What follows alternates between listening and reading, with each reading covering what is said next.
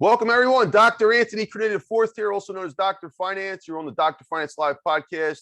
Welcome. We got a very special guest today. I'm honored to have Brad Lea here, a highly successful entrepreneur, a great closer, great salesman, and doing amazing stuff in the tech world. And we're going to learn a lot about him as well today. So welcome, Brad. How are you, sir? Good, man. Thanks for having me. Honored to have you here, man. Pleasure. So the format, Brad, is we spend about 30 seconds just doing a quick bio for yourself. And then we'll get into your story. We'll talk about your story for about 20, 30 minutes. And then I got about 20 questions or so for you, and then we'll conclude. Okay. All right. So if you want to tell us about yourself, maybe 30 seconds, quick, like just snapshot of yourself. We're going to get into the details of the story in a little bit.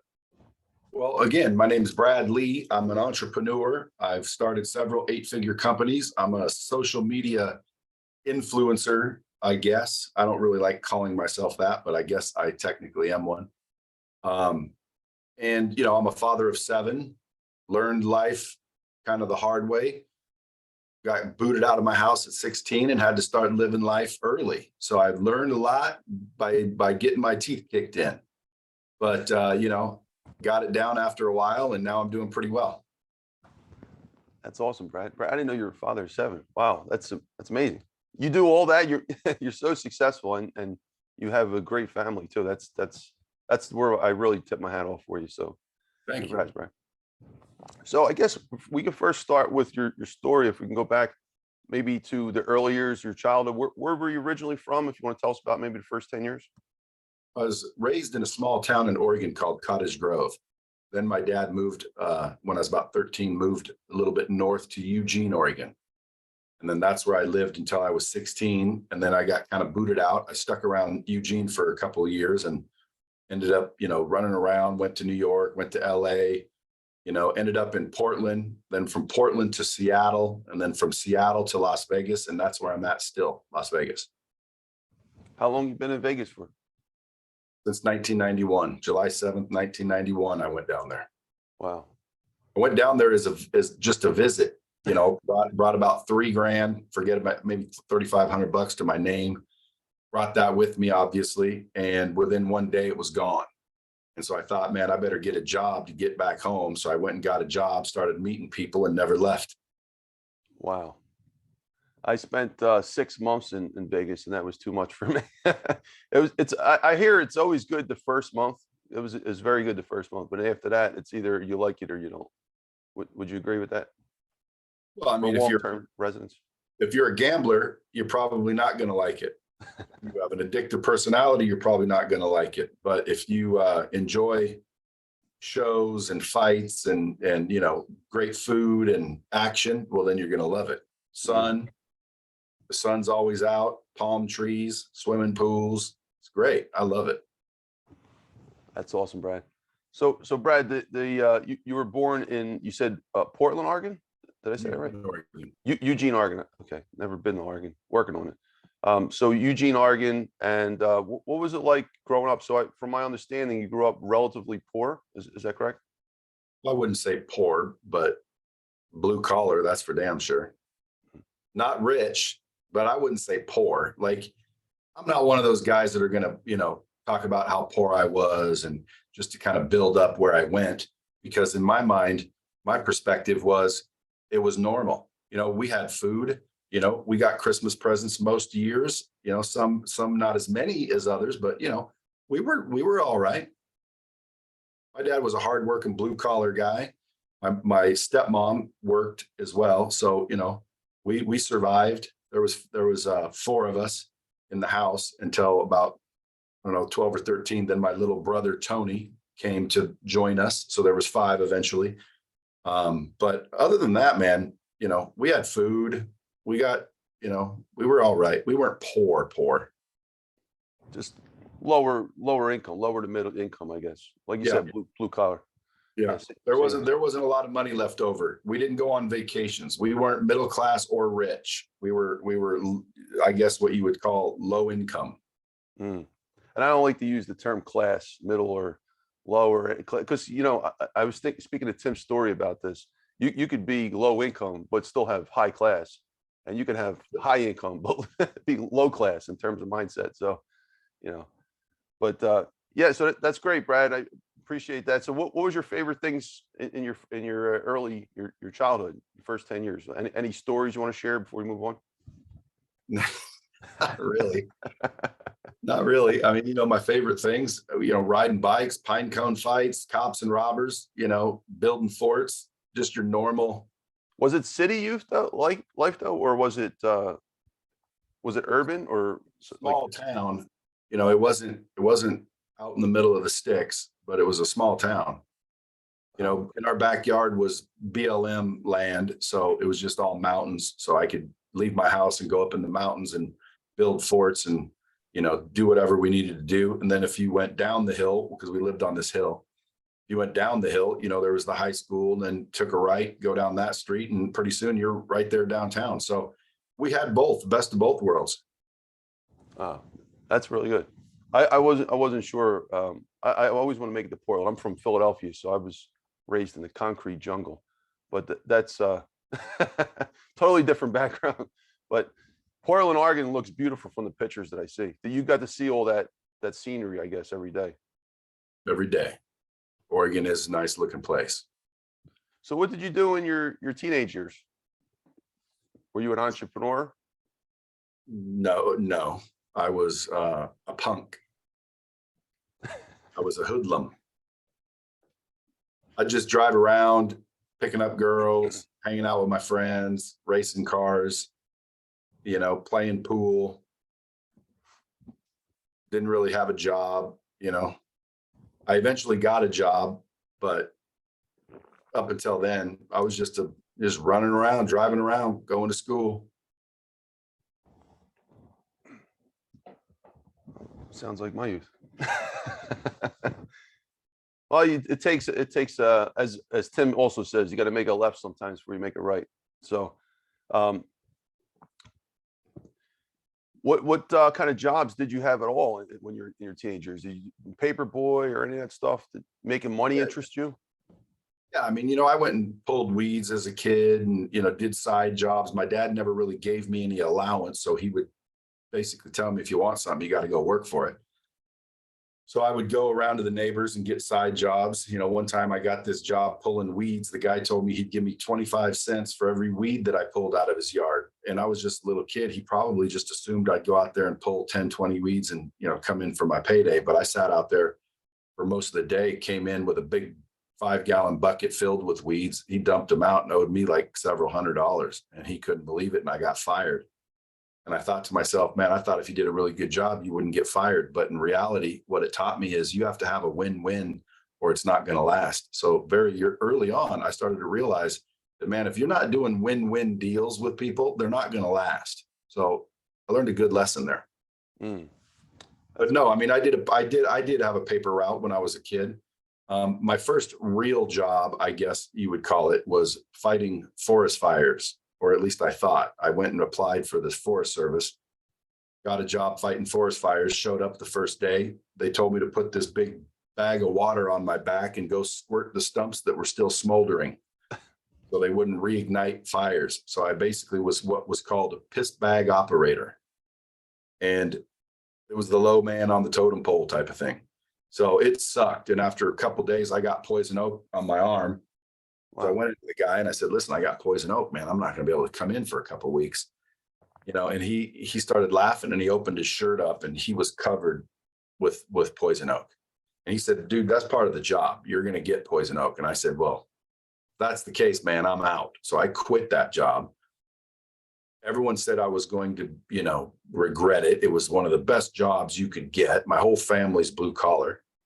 And ultimately, I opened up the newspaper the next day and found a job selling cars. And when I went in to sell cars, I made way more money than anyone fighting forest fires. And I loved it. I loved the sales. I got to wear a suit and cologne and smelled good, looked good, drive cars. I got a free car to drive. It was like amazing. I couldn't believe it. So I started selling cars and just stayed in sales from then on out. Did you go to high school, Brad? Or did you graduate high school? No, I didn't graduate high school. I got kicked out of my house at 16, almost 17, because I forgot to mow the lawn, and which I didn't really forget. I just avoided. But my dad, he didn't play around. He told me to mow the lawn and I didn't. And he said, why didn't you mow the lawn? And I said, I forgot. And he said, I think it's time you hit the road. So I grabbed the bag and got kicked out basically. So here I was 16 years old, nowhere to live and no parental supervision. So I decided, man, I want to go to Hollywood, be a movie star. And so I dropped out of high school. What was your next move? Did you go to California? Yep. Talked a buddy of mine into moving down to California, messed around down there a little bit until I realized, I don't like being broke. So I got a starring role in a movie, actually. Oh, wow. And days before, the producer's son got out of a drug rehab. And as a reward, the producer gave his kid my role.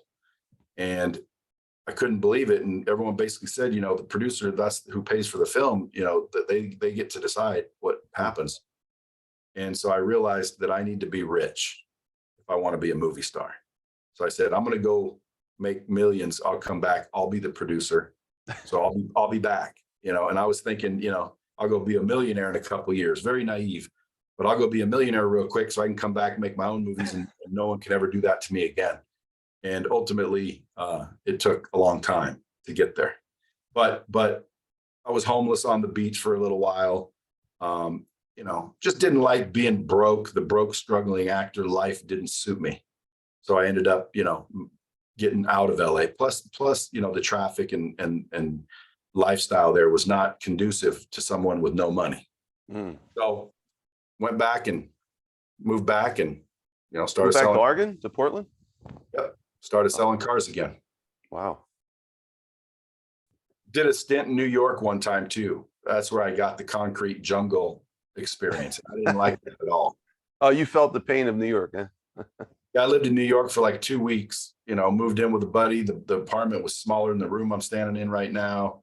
There was 4 of us. Rent was high. Every time I rode the subway, it looked like I was going to get assaulted. Everything was up. There was no expansive views. Everything was just up, right? It was just this, New York. And I didn't like it. I like palm trees. I like space. So after about 2 weeks of living out there, I'm like, I don't like this. And so I moved back again. Well, New York is about an hour and a half from us. They call us their little brother, but we're actually their big brother. They don't know it. But Philadelphia is more of an expanded version of that. We don't have too many skyscrapers as much as them. They got one whole block of here's like, it's just all we have. They have blocks and blocks and blocks full of skyscrapers. But yeah, that can be a different lifestyle. So you moved back to LA after New York, or you moved back to Portland again? I always went back to Oregon.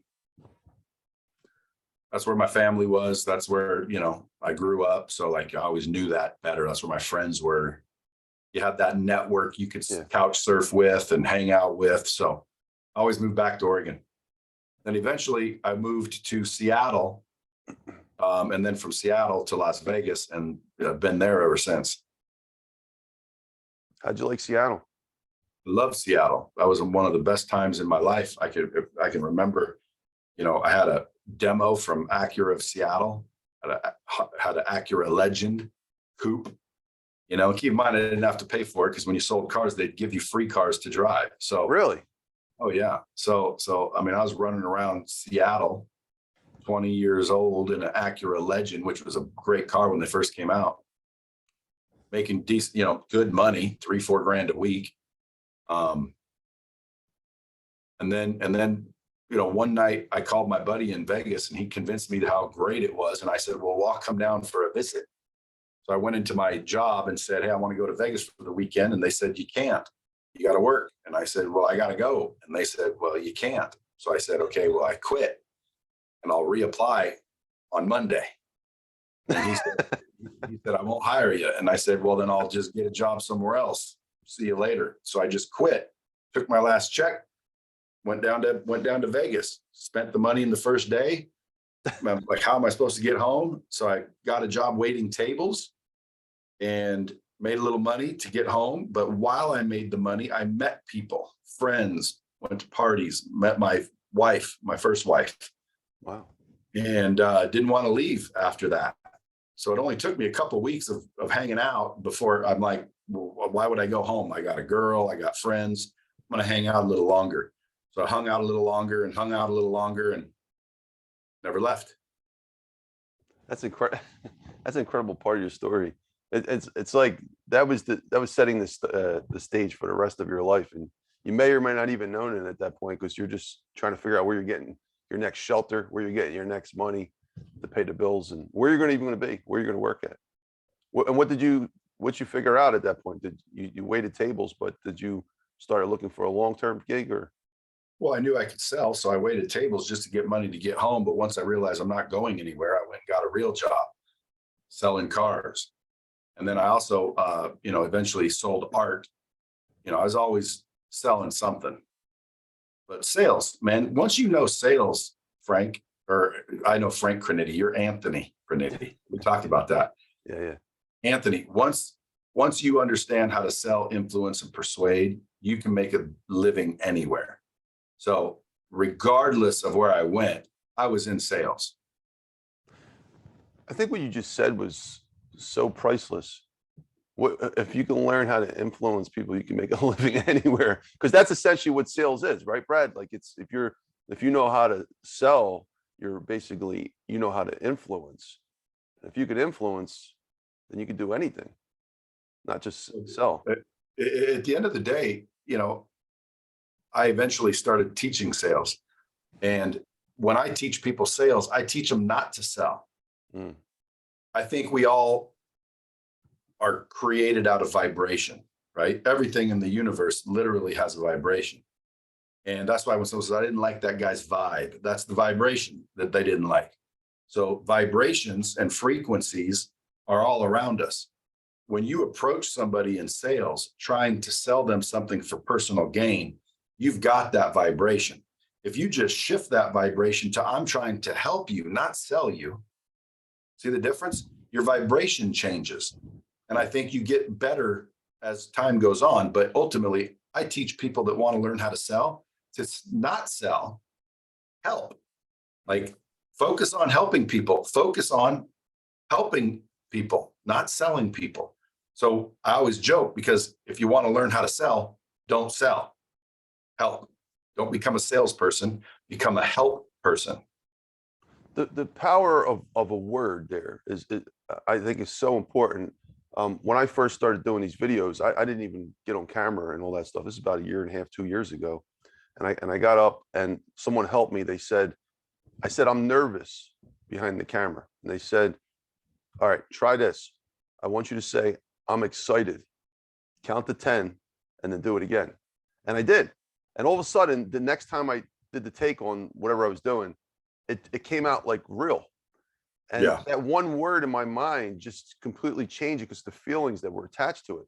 Would you agree that the same thing, what you just said with selling versus helping, that same trick is what's basically going on to make someone come out to have a better outcome?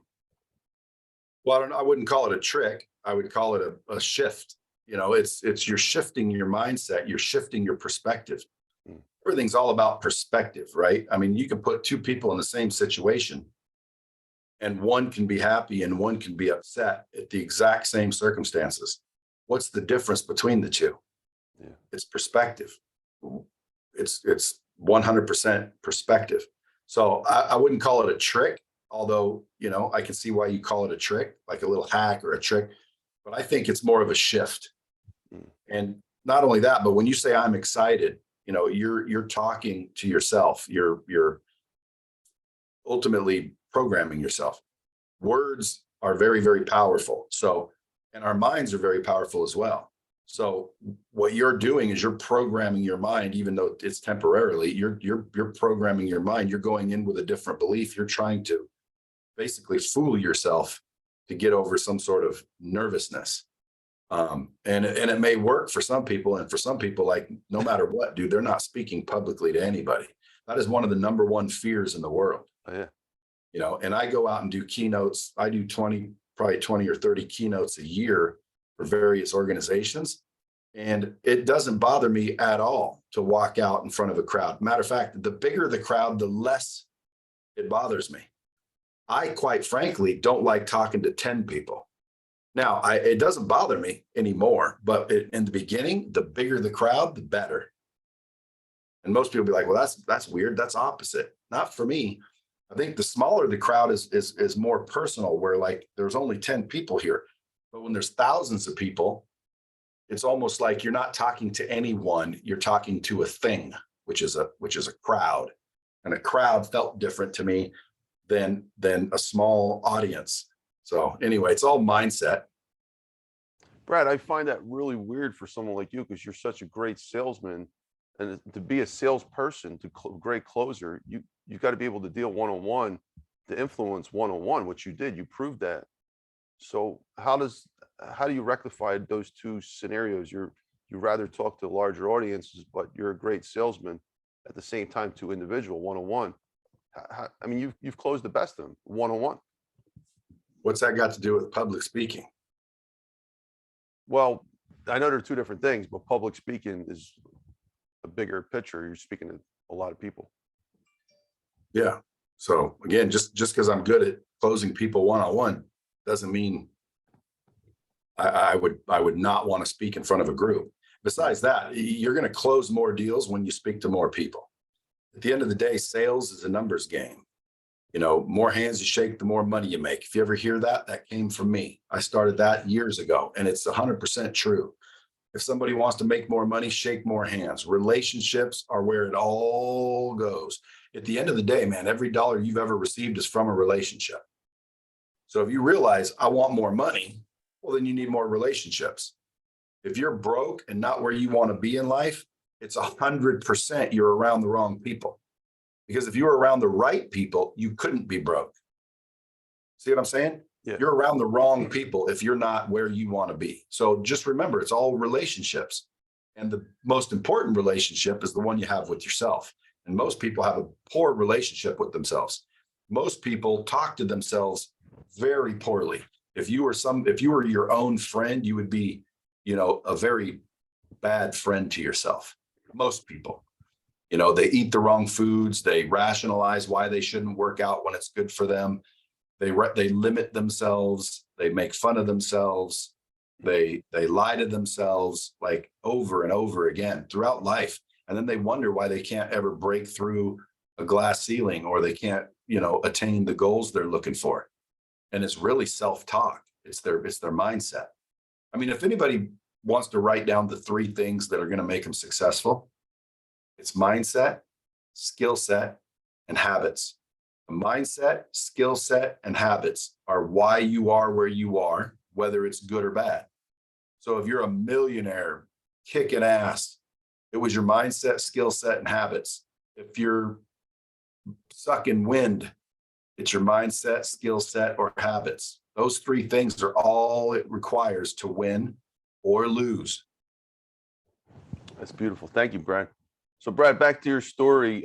You eventually got to Vegas, and you found a career with selling cars. Can you tell us a little bit about that journey and where you went from there? Well, dude, I mean, I don't think it's a journey. I just applied and got a job and started helping customers get their transportation needs met. Customers come into the car dealership looking for a car. So it's not really as hard as everybody makes it think, or everyone thinks that it might be. Selling cars is pretty easy. You stand there, people walk in, you walk up and greet them, create a relationship and build some trust, and then figure out what they value. Because if you really want to sell somebody something, all you do is increase the value of your product or service beyond the value of their money. And the only way to do that is to ask questions and listen to the answers, and then ultimately build a relationship, and you'll close deals. Like, relationships literally are the key to everything. I can show somebody right now listening to this podcast how to double what they're making. And it's really just going to be double what they're doing. Now, someone will be like, well, duh. And then I always ask them, well, then how come you're not doing it? You could double what it is you're doing. Most people on planet Earth are not working very hard. Believe it or not, you could say, I work 60 hours a week. If you audit all those hours, you're not actually working all 60 of those hours. Okay. Everyone can do more, but the trick is to do more, get better, and scale. And you do more by figuring out what your numbers are. So let's say, for example, in order for me to make $10,000 selling cars or houses or furniture or anything, if I'm going to make $10,000, my question is how did I make that $10,000? Did I knock on 150 doors? Did I make 1,000 phone calls? What did I do to sell those units? So let's say you get your numbers and your numbers are, well, man, I made 400 phone calls to get 25 people on a call to make that $10,000. Well, then I'll bet you if you did double that, you would make double or more. So if you did 400 calls, well, now you have to figure out how to do 800 calls. Now, the question is how can you do it? Some people, well, there's no time to do that. Well, that's where you get better, right? So you don't have to make as many calls, and also you scale, which is leveraging people and technology so you can get better, faster, stronger. It's really a simple formula. It's called do more, get better, scale. If anybody understands it, they can make as much money as they want. Yeah, that's beautiful, Brad. Thank you so much. So, Brad, you actually you built this car when as a salesperson. How far did you take the sales career in the auto industry before you went on your own? Did you wind up owning your own dealership or managerial, or what was the next step from that? No, I mean, I just rose up through the ranks, ended up running car dealerships, and then ultimately at one point helped this guy that was a lot porter make money, watched how it affected him and his family, decided I wanted to do that for more people. I wanted to help more people. So I quit my job and went and started a training company. And I was going to go train salespeople how to, sell so they could make more money and live better lives. This was in the 90s, right? Yeah, it was 99 or 2000. What was the part, at what point did you start getting into the online training? Because I know that you probably were one of the pioneers in that industry. You've got a track record that go back to the late 90s, which is a very interesting timing. No one was doing that stuff. Where did you connect the training part to the online aspect? Well, when I worked at a dealership, I was able to take people out of a landscaping job or a Burger King or a shoe store and turn them in to really high performing salespeople. And I was very good at it. That's why, the dealership loved me, because I could create good salespeople out of non-salespeople. And so when I realized I had this gift, I'm like, man, I'm going to go do this for a living, help people, change lives, make an impact. So I went out on the road and started my own training company. And within a little bit, man, I realized it wasn't working. Like people weren't changing. People weren't killing it like they were when I was working for this organization. And I couldn't figure out what the hell is going on. I'm saying the same thing. I'm doing the same thing. So I just sat there one day and kind of compared what I used to do versus what I'm doing now. And I discovered 4 key ingredients when it comes to training. The 4 key ingredients when it comes to training are good content. You got to have the right way to do it in the first place. Repetition, practice, and accountability. See, when I was working in an organization, I was there every day doing the repetition, practice, and accountability. I just didn't realize I was doing it because I worked there. I was there 60, 80 hours a week. And so I was given the good information, and then I was obviously repeating myself over and over and over, and I was holding them accountable, and I was practicing what we were teaching them every day, all day. And so that's why they were developing. And so when I went out on the road, I realized all I was doing was delivering the good content. There was no repetition. I was only there for a day in most cases. There was no practice, and there was no accountability because, again, they didn't work for me. I left, and the management half the time didn't even hear what it was I was teaching them. So there was zero accountability, and that's why it wasn't working. So I thought to myself, man, if I'm going to do this, because the reason I did it was to change lives, make impact in people's lives. So I thought if I'm going to do this, I'd have to live out of a hotel. I'd have to literally work for dealerships for 30, 45, 60 days at a time, which wasn't really feasible. So I thought, I wonder if there's a better way to do this. And that's when I invented the software that's known now as LightSpeed VT. I created an online interactive learning technology that allowed me to deliver good content with repetition, practice, and accountability. So I filmed all the content that I would have said in person and started selling the platform, the online training. This was 2000 to sales teams. And then it started working. And then I ran into competition. There was, Brian Tracy, Zig Ziglar, Tom Hopkins, Tom Stuker, Grant Cardone, Joe Verdi, the list goes on. And they had much bigger names than me. And everyone would say, well, we use this person or that person. And I said, well, if I had those people on this system, would you buy it? And they said, yes. If you had, Grant Cardone as an example, since a lot of people know who he is, you had Brian Tracy, a lot of people know who he was. If you have these people, we would definitely buy this. And so I said, okay, good. Let me go sell Grant Cardone. Let me go sell Brian Tracy. Let me go close these closers. Let me go close the people that teach you to close. And so I went and started closing all of the top names in the industry to be on my technology. I took my name off and my brand off and put their brand and name and content in and sent them to go get the deals that I couldn't get because, hey, this guy told me he'd buy you if he had you. So I'd close them and then show them where the deals were. And, ultimately they'd go start to sell their training, but using my technology. And then next thing you know, old Jed's a millionaire. Old Jed blew up. That is incredible. So basically, they call that white labeling, right? Where you take the name and you switch we private labeled it because my name LightSpeed VT did not get removed. It would say powered by LightSpeed VT. I like it. Yeah, a lot of those guys didn't like that, but I didn't give them a choice. Like my name is going to be on the bottom right hand of this software. And if you don't like it, don't use the software. And they really wanted the software. So they agreed.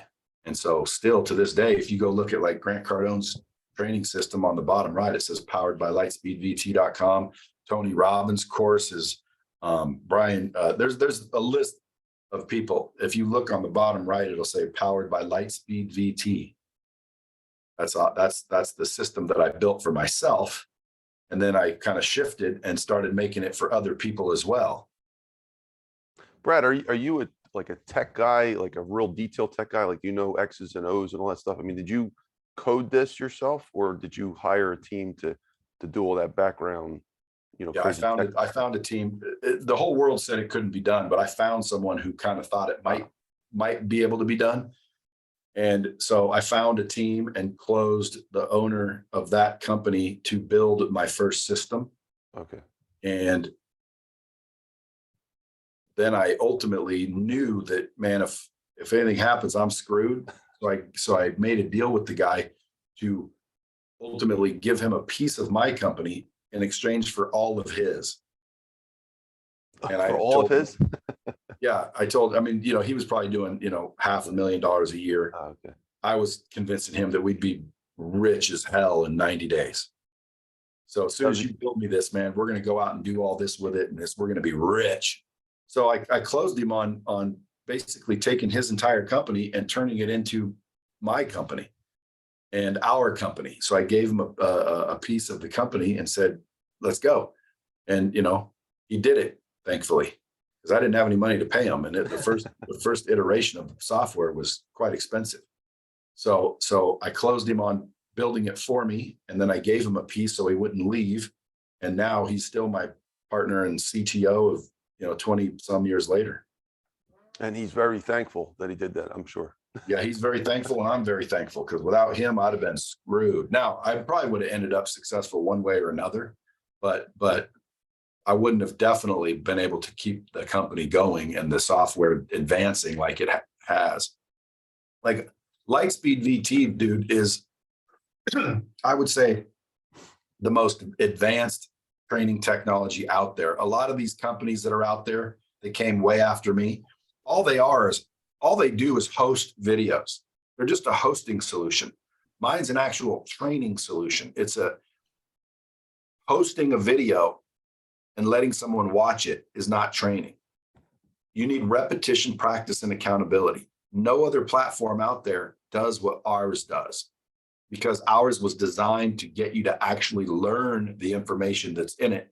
The other ones are designed to store the information that is in it. You see what I'm saying? Yeah, I definitely know, Brad. It reminds me of continuing education. I have to take it for my real estate licenses here in Pennsylvania.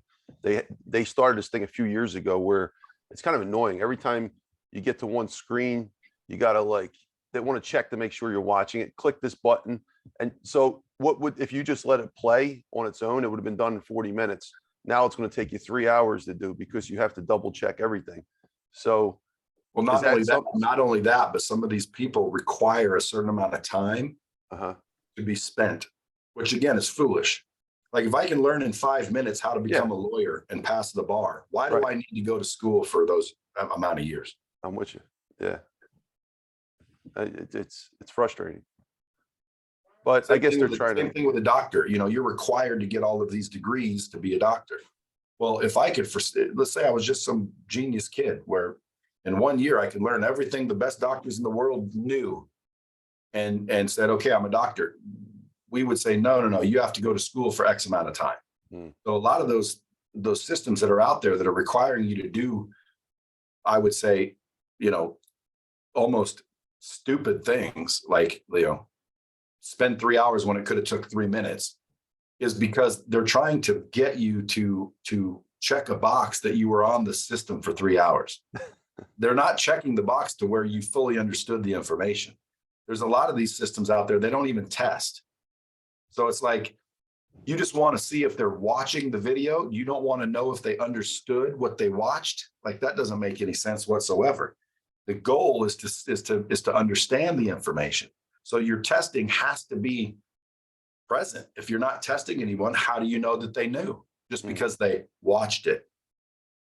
Yeah, that's a brilliant point. All right, so Brad, just to finish your story part, you want to take us up to present from that point to now? Any other parts of the story you want to fill in? Parts to what story? My story? Yeah, your origin story. Your story. Dude, I mean, I'm 53, bro. There's a lot to it. I don't know how long this podcast is, but man, there's a lot to the story. There's nothing I would say germane that needs to be told. I built a lot of great relationships with a lot of powerful people. I learned a lot from all the subject matter experts that I was dealing with. And so I think coincidentally, when people ask me, did you have a mentor? And I'm like, everyone was my mentor. Like I learned from everyone.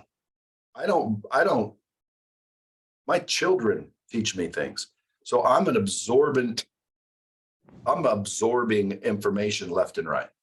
So to me, like, as I grew this company over time, I got to absorb a lot of information on how to do business, how to make money, how to invest money, how to communicate, all that. So over the years, man, I just kept going and getting better and developing relationships. And now I've got a quite powerful, as we used to call Rolodex.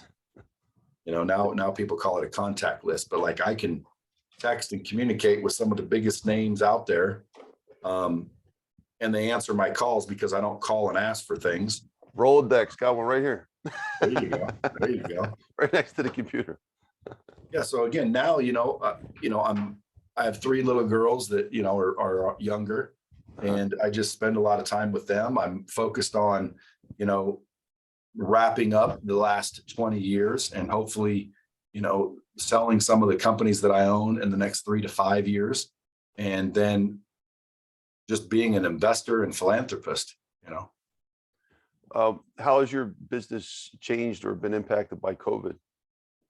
Well, COVID helped all our businesses. People still have to train. Nobody's ever gotten COVID by using LightSpeed VT. So when everybody started freaking out about getting around other people, my software was exactly the solution. So we grew during COVID, just like a lot of people that I know. I own RV dealerships. They grew during COVID. You know, we own financial services company. You know, everything grows during COVID.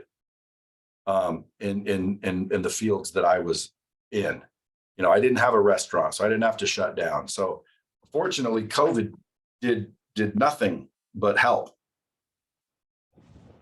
That's really good. And well, thank you, Brad. Appreciate that. So, Brad, what do you like to do for fun? Good question. I got to develop some hobbies.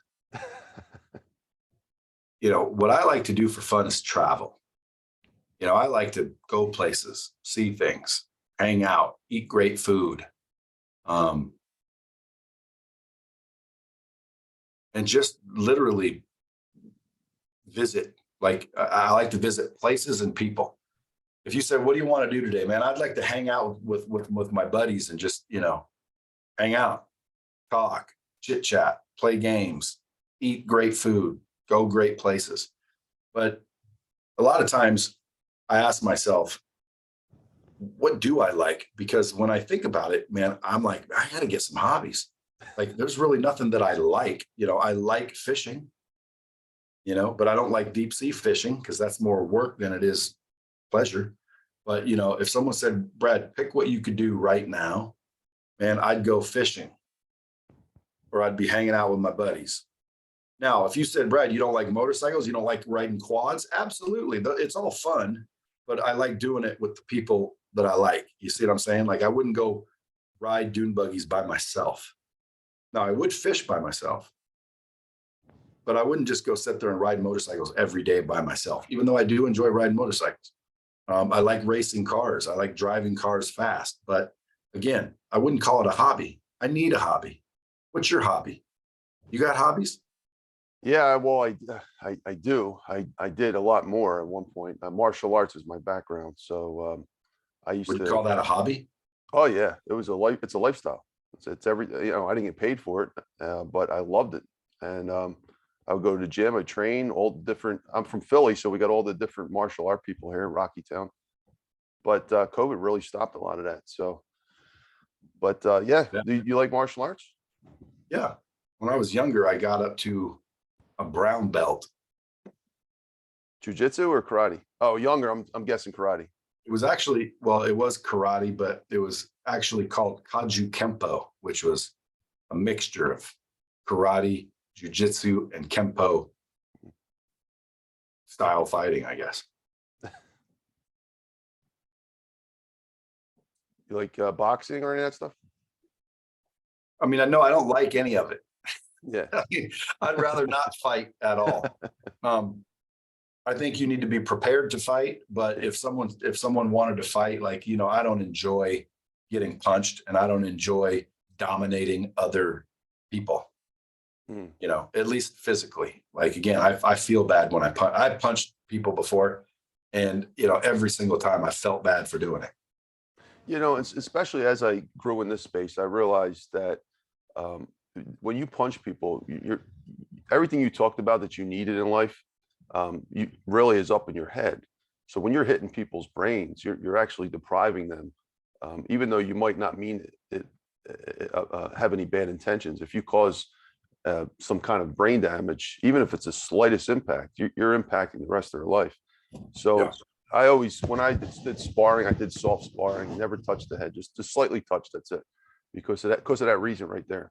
It's jiu-jitsu though, you can't unless the guy really taps out. Doesn't say tap. You're not going to hurt them if you tap them in the right amount of time, per se.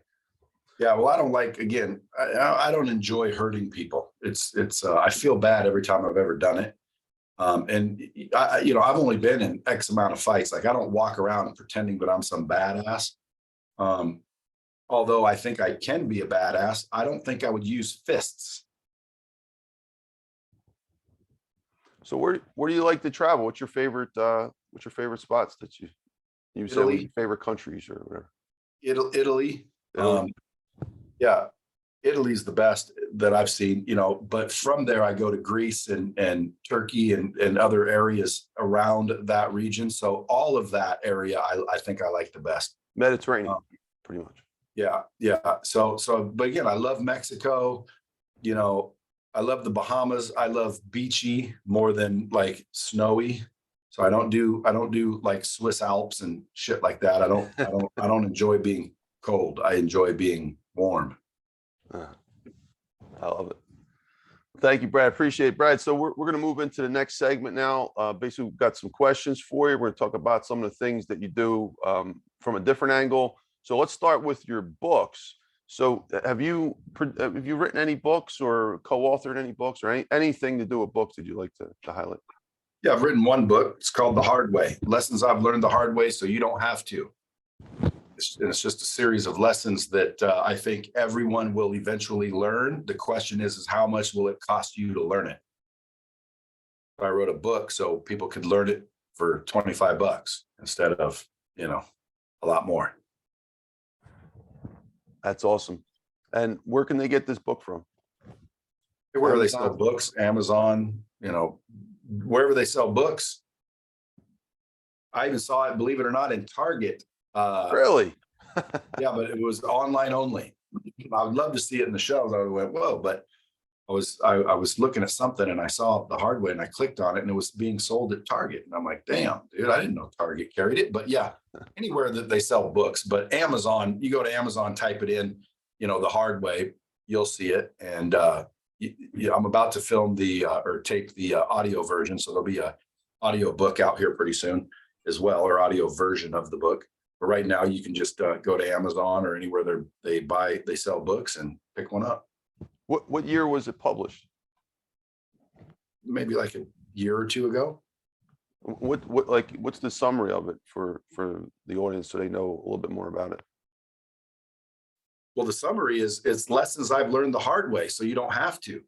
So at the end of the day, it's just a series of stories throughout my life where I've learned a valuable lesson that is going to make a massive difference in somebody's life.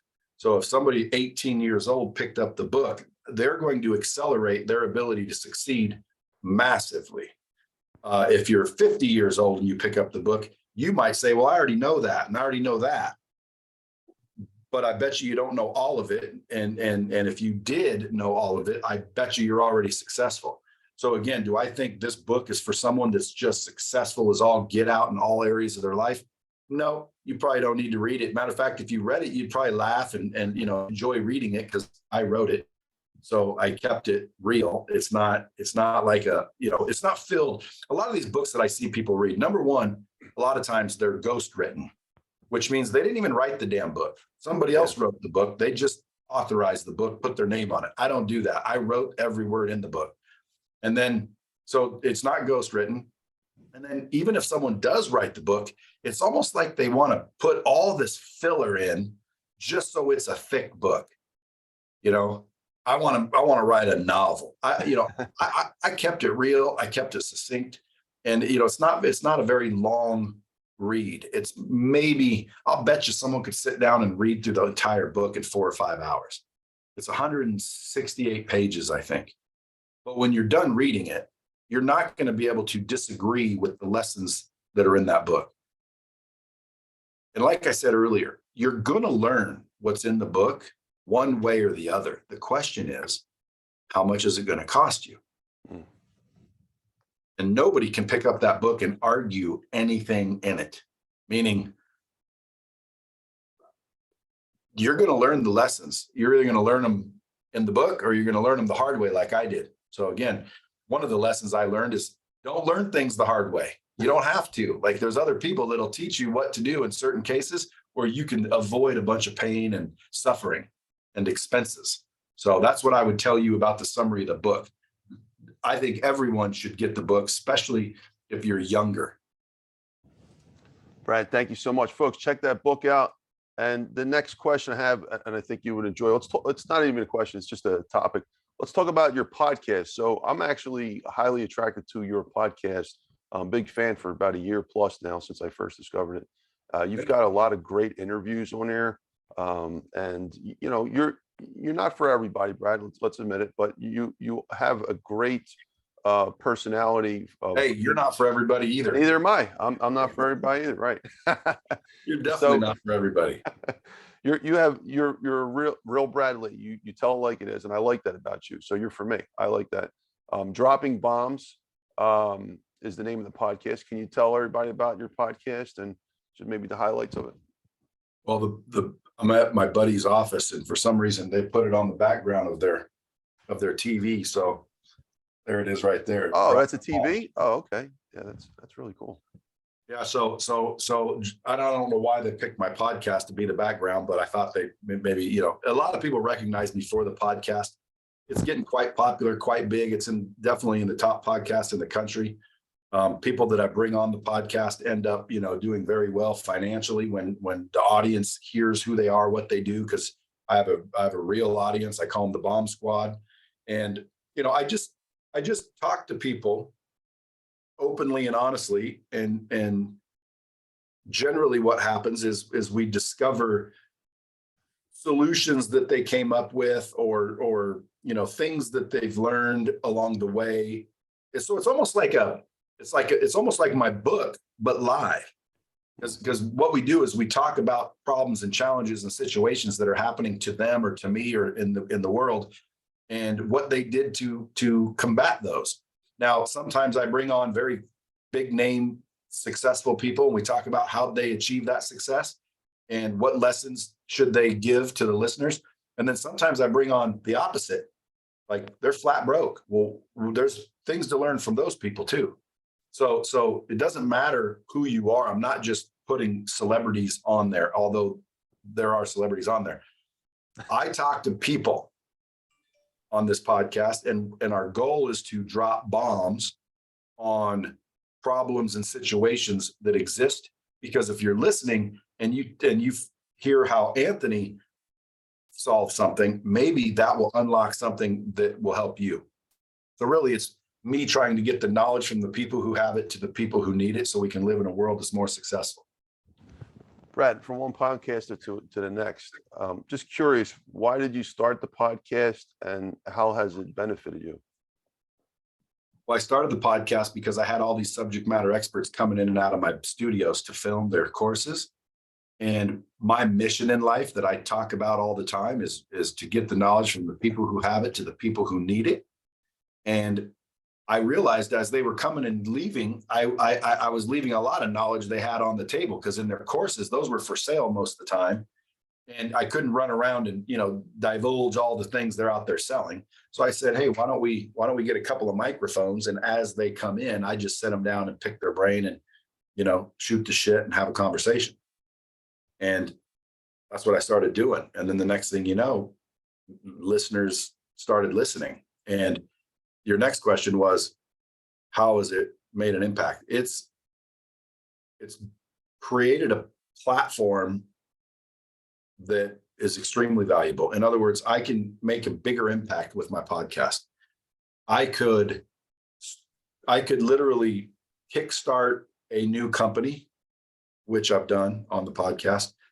I can provide a lot of help because there's a lot of listeners. I can create exposure. I can make, cause change. I can cause awareness. And ultimately what it's done is built a brand around me and my followers. Like I've got, several million followers now that they're the Bomb Squad. So it gives me a platform to wield, if you will, whether I want to make money with it or whether I want to, cause awareness. It's unbelievable. I would recommend everybody get a podcast. And there's a lot of people that are thinking right now, yeah, but what would I say? See, there's your mindset again. Now you're being a terrible friend to yourself. I've literally said, hey, why don't you start a podcast? The guy goes, well, why would anyone want to listen to what I have to say? See what I mean? Like, why would you think like that? Like, dude, Right. Listen, people are people. Even the most successful people that I know and hang out with, I've got billionaire friends. They're just people, man. They like stories just like anybody does. Now, if you get on a podcast and you're all nervous and you're all trying to, be weird, There might not be people that like it, but guess what? There's going to be a bunch of people that do. Like you said, I'm not for everybody. Well, dude, I already realized, and I've realized my whole life, I'm not for everybody. There's a lot of people that say, oh man, I can't stand that guy, but I'm not looking for them. I got a lot more that say they love me. I'm looking for them. Okay. I'm not looking for the people that hate me. I'm looking for the people that love me. Why? Because that's my people. So if I'm not out there saying anything, how will anybody be able to hate me or love me? They won't. They won't even know me. Yeah. And that's the problem. So again, everybody should start a podcast. Don't worry about whether it gets successful. I honestly didn't worry about whether my podcast would get big or not. I just said, I'm going to get the information out there. I'm just going to start dropping bombs. Ultimately, and the next thing you know, it took 2 or 3 years, but now it's one of the leading top-rated podcasts out there. If you guys haven't heard it already, I would suggest going to Apple, iTunes, Spotify, wherever you listen to podcasts and look for it. You can also how long has it been you can also go to my YouTube channel. I post them all on YouTube as well. How long has your podcast been around for? They're usually an hour, sometimes 30 minutes, sometimes an hour and a half. I think the longest one ever was 2 hours. And it's been around for what, like 5 years or so? I think 3.5. 3.5 years. What's your favorite guest that you've had? Believe it or not, I think my favorite guest of all time was my handyman from my Really? Yeah, but I mean, I've had a lot of good guests that I enjoyed. Damon John, Grant Cardone, the list goes on. Tim Grover, Ed Milet, Sean Whalen, Wes Watson. Like, dude, there's a bunch of them that I loved. But I think my absolute favorite was my boy Johnny. His name is Johnny, and he's a handyman, and he's one of those guys that doesn't have a lot of money, but you can learn a lot from him. You can learn what not to do. You can learn how not to think. You can, and it's entertaining because I have a sense of humor, and to me that episode was just hilarious. And the whole time, he was saying some things that are just funny as hell. So I like to laugh and I like to have fun. So that was my favorite, I bet. It's hard to tell because I've done 500 and some episodes. So I'd have to think back through. I mean, how many interviews? 500 some interviews or just episodes? Yeah. Yeah, every one of them has somebody except one. I called that a solo bomb. I've only done one solo bomb, which was just me talking. And I had a bunch of people say I should do more of those. But I don't really like talking by myself. Like, in other words, I can do it if I have something to say. Like if I get upset about something or I'm trying to, get the word out about something, absolutely I could talk, by myself to you or to the audience, no problem. And I did with the solo bomb. But I prefer talking to people. I prefer having a two-way conversation. And I think people like to hear conversations. And a lot of people that listen to Dropping Bombs tell me they like it because it feels like they're sitting in the room with us. Yeah, I agree. And of course, I'm not afraid to ask questions that other people would be afraid to ask. And I'm not afraid to say things that other people would not say. And on your clubhouse room, in your clubhouse room, when we do that'll be another time where, if everybody's looking for a, prim and proper controlled Brad Lea, well, then you better not have me on the stage. I say whatever it is I think. And again, sometimes I don't think anything crazy. And so people are like, well, yeah, that wasn't that bad. Well, you can't expect me to try and get people upset or try and say something that's funny or try and say something that's polarizing. Because I don't try to do anything. I'm just speaking the truth, or at least my truth.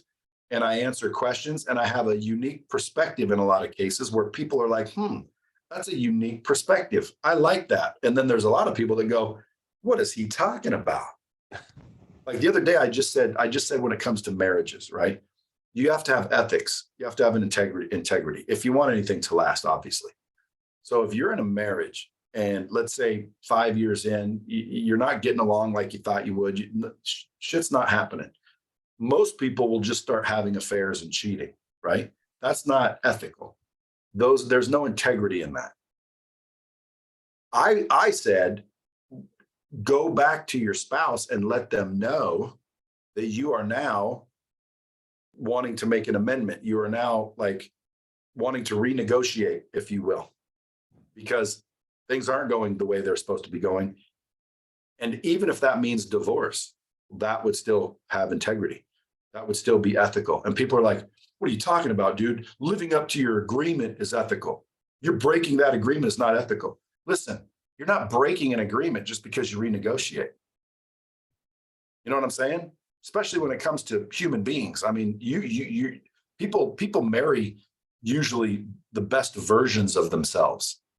You're not being you when you marry somebody anyway. The first 6 months of a relationship, half of you are faking your asses off, and then you get married and then you wonder why the divorce rate's so high. Well, because you weren't being you in the first place. You weren't being honest. You weren't being open.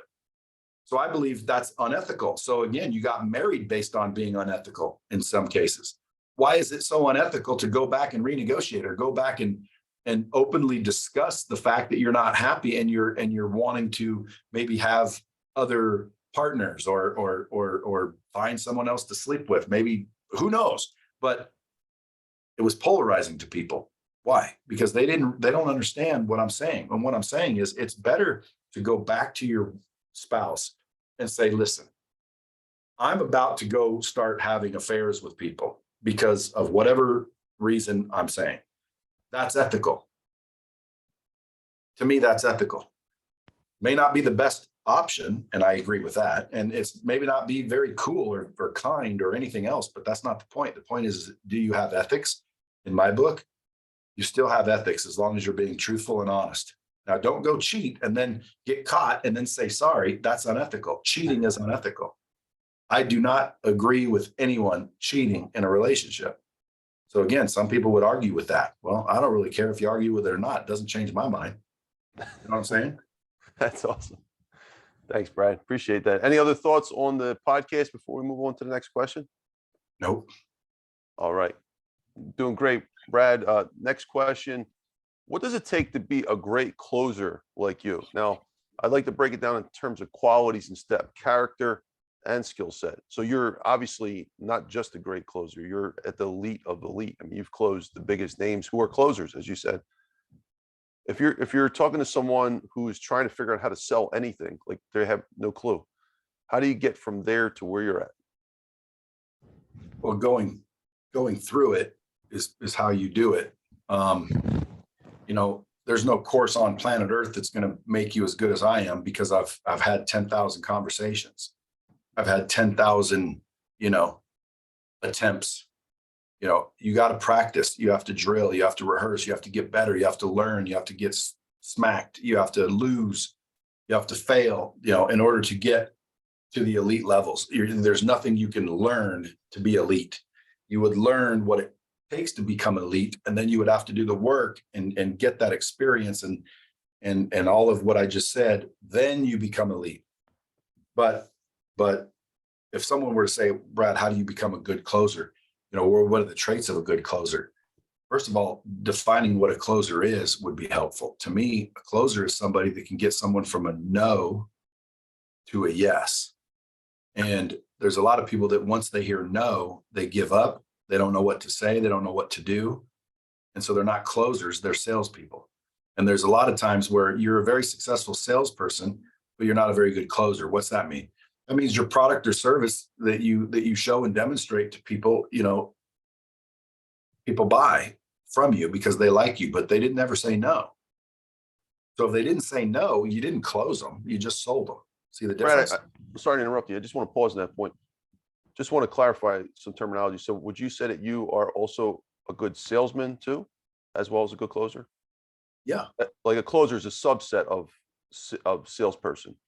And not the other way around. A salesperson can make a bunch of money, but a closer can make a lot more.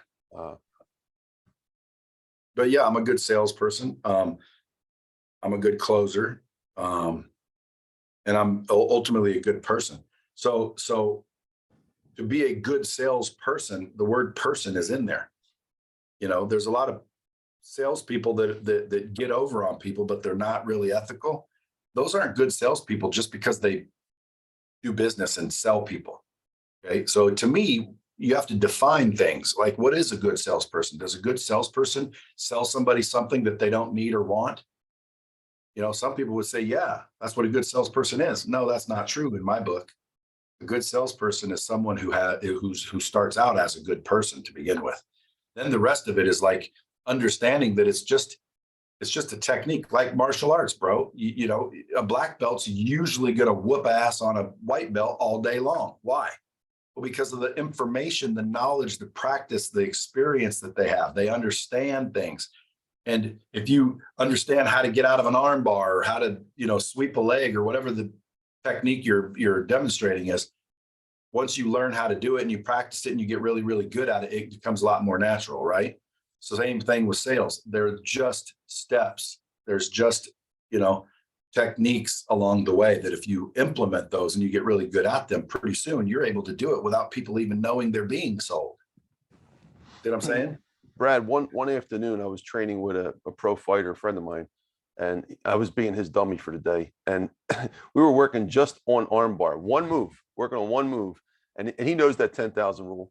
And he sat there and he goes, Tony, I want to do this all day. I want to get as many as we can get in. Let's see if we can get at least 1,000 in today. So we sat there for hours, just doing the same move over and over, the same arm bar. And I was the dummy. He was the actual one learning. I'm just like this. And little do you know, the next fight he got in, he won with an arm bar. He did it more than 10,000 times, just the same move. But this was adding to his already existing repertoire of techniques.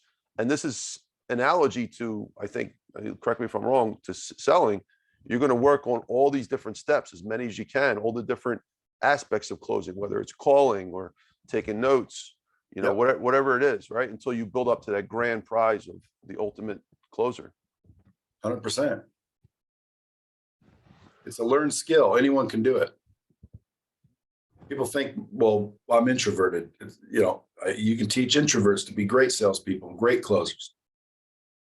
You can teach anyone how to sell, close, and persuade, just like you can teach anyone how to do mixed martial arts. Very true. Thank you, Brad. Great response. Brad, next question. What is more important, sales or marketing? Oh, I'm sorry. Let me take that back one question. Why is being a closer so important in sales? Yeah, that's it. Well, because you're going to get obviously a lot of people that say no. And if you've got the skill to move them from no to a yes, you're going to make far more money and far more sales. So at the end of the day, you got to either become a closer or go get one in a lot of cases.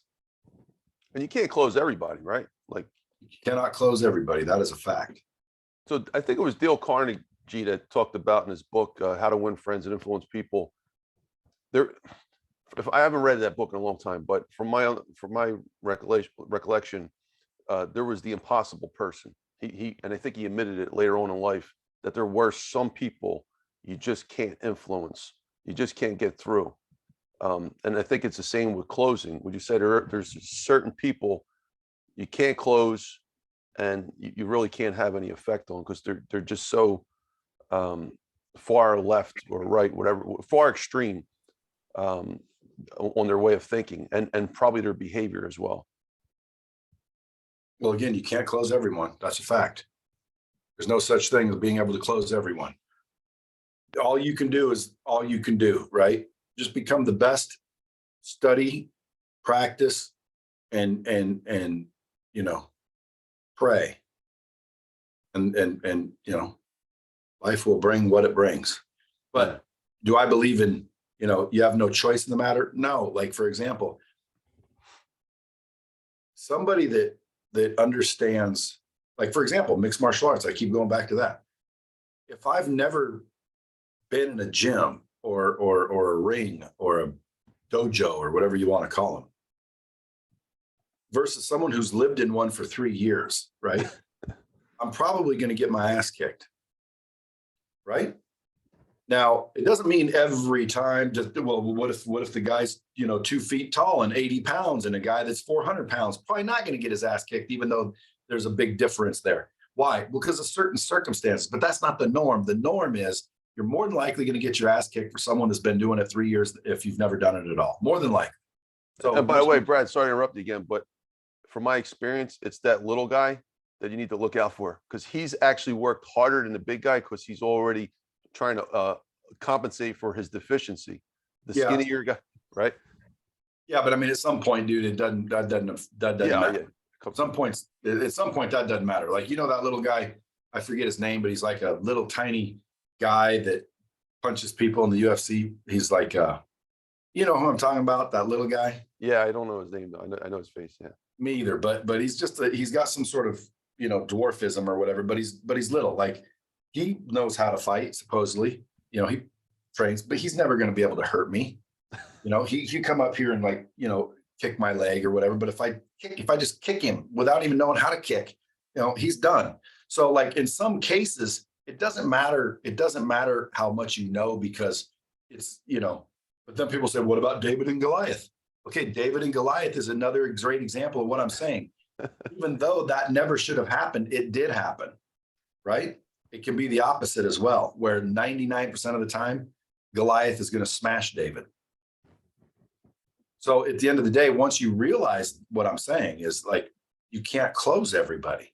So just get as good as you can get, right? And make sure that you're outdoing yourself and you're competing against yourself, and you continually strive to get better and better at the craft, because it is a craft.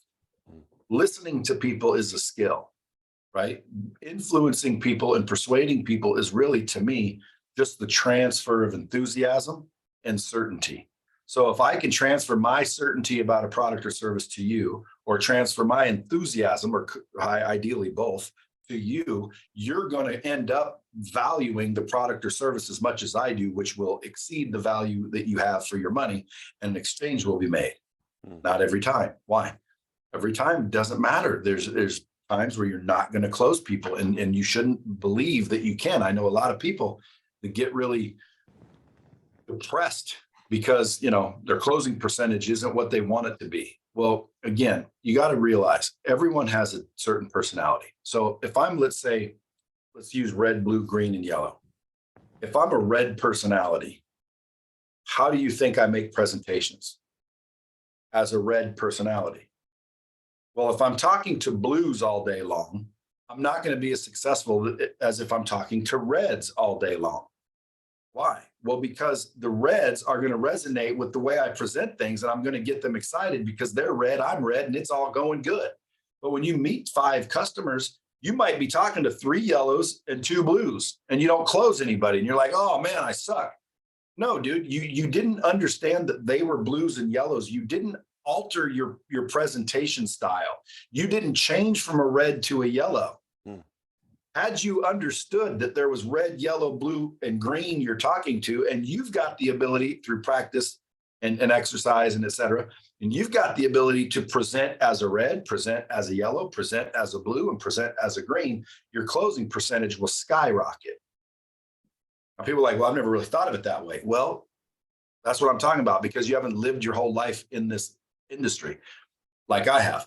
So I can literally change my personality and talk to somebody that's more analytical, and I can talk to somebody that's more nurturing, and I can talk to somebody that's more aggressive, and I can literally change the way I'm presenting based on what? Based on visual cues. I can look at somebody and kind of tell what style they are. There's certain types of people in the world that aren't going to just walk in and tell you what kind of personality they are. Does that make sense? Yeah, absolutely. By the way, I see it. Okay. Oh, well. You want to pause it, or are you good? No, now this is the other company I own and started. This is really funny. I see myself in the video. Huh? I'm joking. I don't own Samsung. Oh, you know what I'm saying? Yeah. All right. So that was a brilliant response, Brad. Next question is about what is more important, sales or marketing? Now, we got some marketing guys out there that think they're marketing geniuses and whatnot. What would you say is Is there a relationship? What is the relationship between them, and which one's more important? Marketing. I don't know how to turn that back on, so we won't even worry about it. How about that? Oh, there it is. Marketing. Marketing is far more important than sales. The reason I used to say sales, okay, because I was a sales pro. Everything was about sales to me. If you knew how to sell, dude, that's all you need to know. You're going to be a badass and everything's cool. Which again, in a lot of cases, that is true, but marketing is actually more important. If I put a great salesperson in front of 10 customers versus an average salesperson in front of 1,000 customers, who do you think is going to sell more? The average person, of course.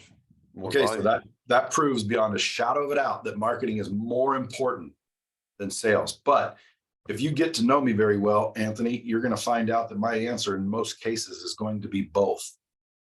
What's better is both. Yeah. If you have to pick one, you're limiting yourself. Do Right. not be a great salesperson and not understand marketing. Mhm. Don't be a great marketing person and not understand sales. Understand them both and master them both, and you'll be far better than you are if you don't. I'm telling you right now, marketing is more important. I watched Grant Cardone blow up financially and otherwise from marketing. It wasn't his sales ability. It was his marketing ability. I've watched companies explode because of their marketing ability. Their sales ability wasn't very good. Why? They were hiring me to help them. Okay, but their marketing was amazing. Okay, best known will beat best all day long. And again, if anyone's taking notes, write that down. Yeah, I actually designed the stage for that one time. Best known beats the best. That's a brilliant line. 100%, and it's a fact. So again, marketing is really the focus you want to do if you had to choose between the two, but don't choose between the two, man. Do both. Brad, first of all, I want to commend you for giving us such a great answer. And you talk about being honest. You're a salesman, but you're telling the truth about more. I agree with your response 110%. Okay. You pick one, it would be marketing, right? But your true answer was you should have a combo package, ideally in real life. In practice, you should have both of them. And the fact that you're a salesman and you admitted to the marketing thing, it just shows that you've actually evolved all the way to the higher level, which is why you're so successful, because you know how to do both. You're a product of your combination of I'm learning marketing now, mastering marketing, I should say.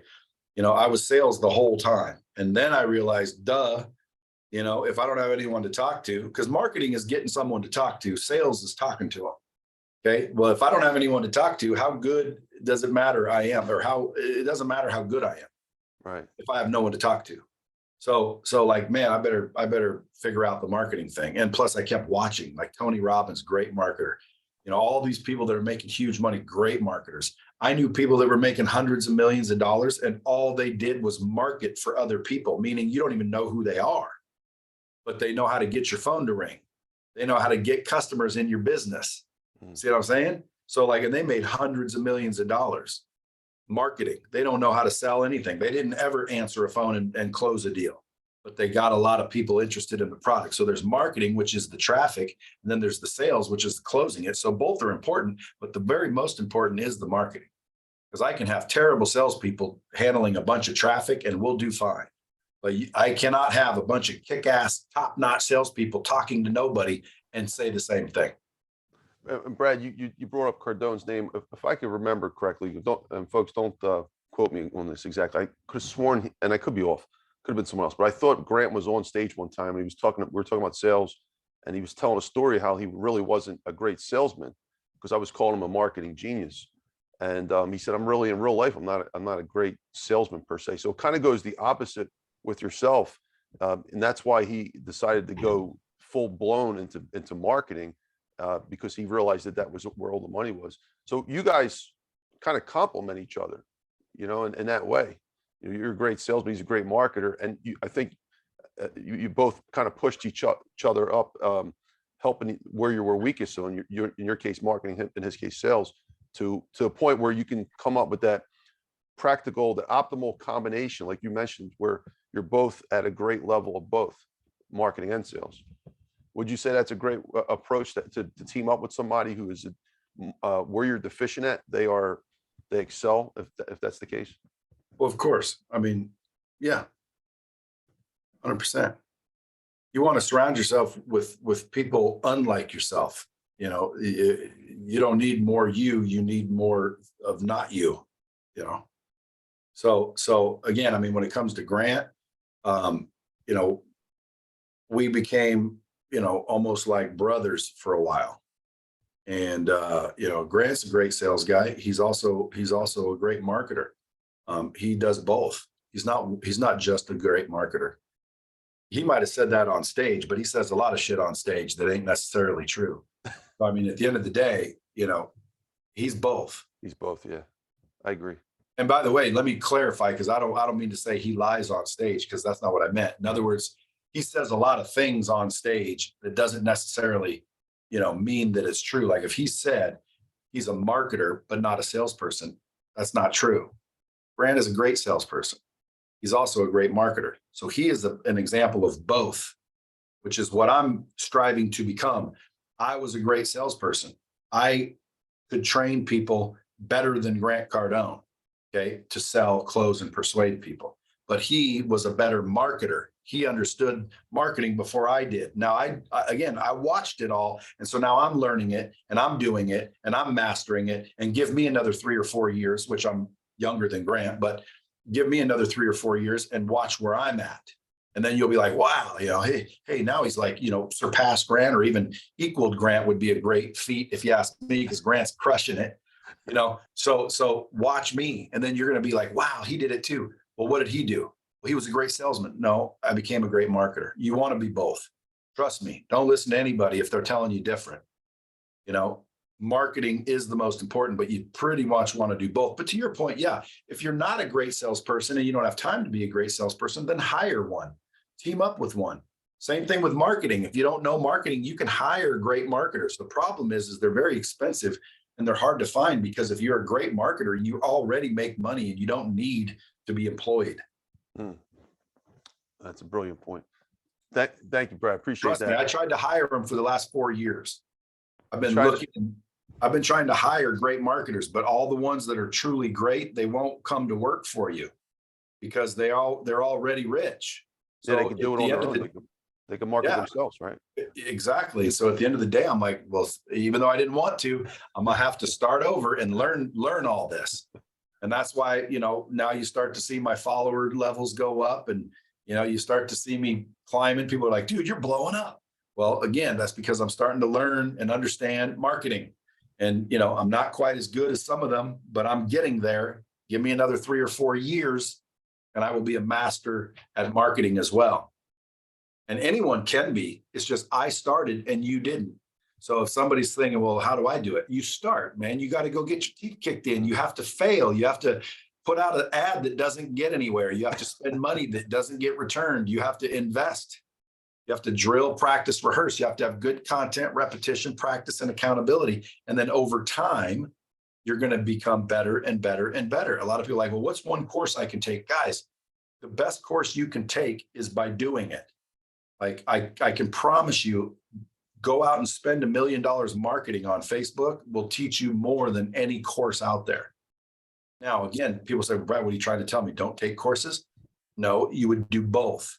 You take a course and then you implement and learn and practice and spend and invest. And then you'll learn what worked and what didn't work. And just because this guru says to do it doesn't make it true. It might have been true for them. Maybe you're in a different industry. Maybe you're in a different time. It doesn't matter. The bottom line is, let me get the good information from the person has already achieved it. So if like Grant said, let me teach you how to market, I would listen to Grant. Why? Because he's already done it.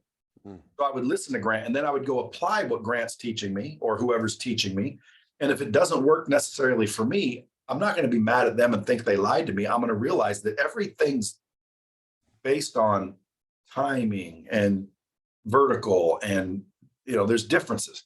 So what I do is I'd learn from this person, I'd apply it, and then I'd really get that experience for myself. And then once I fully understood, okay, now I'm going to go learn from this person and I'm going to apply that. And pretty soon, over 3 to 5 years, I may have learned from 10 different people and became myself, where now I'm better than all of those people.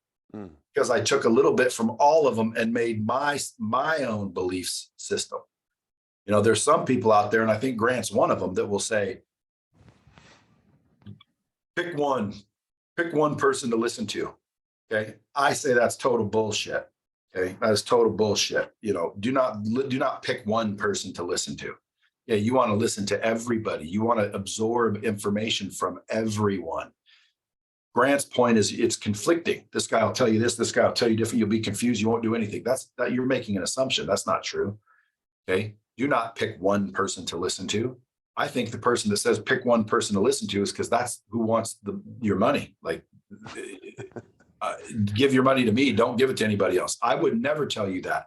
I would say, listen, if you truly, and again, I'm telling the truth. I'm not trying to get your money. I'm trying to tell you the truth. Right. The truth is, give your money to multiple people. Hire multiple coaches. Hire multiple mentors. Read multiple books. Seek knowledge on a regular basis. And it's not from one person. Now, you can focus on one at a time. There's nothing wrong with that. I'm going to focus on this guy for a year. And I'm going to focus on this guy for a year. And then focus on this girl for a year. And then focus on that girl for a year. And collectively, after I'm done, bam, I've learned from 10 different people. I take a little bit of what they say, a little bit of what they say. So, some of the things they each say contradict each other. Why? Because that's what happens in life. But guess what? The person that listened to all of them and took what they value and what they use and formed them their own belief system, their own style, et cetera, from those people, that's who's going to excel faster. It's not the person that's going to listen to one person and one person only.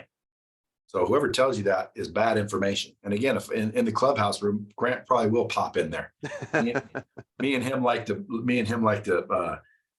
compete. If you guys going to arm wrestle on stage? No, I'll crush him on that. But he probably will pop in there just to be funny and screw with me a little bit. But and I'll try to get him to. I'll text him and say, come in this room and let's talk. But if he does, him and I can debate that.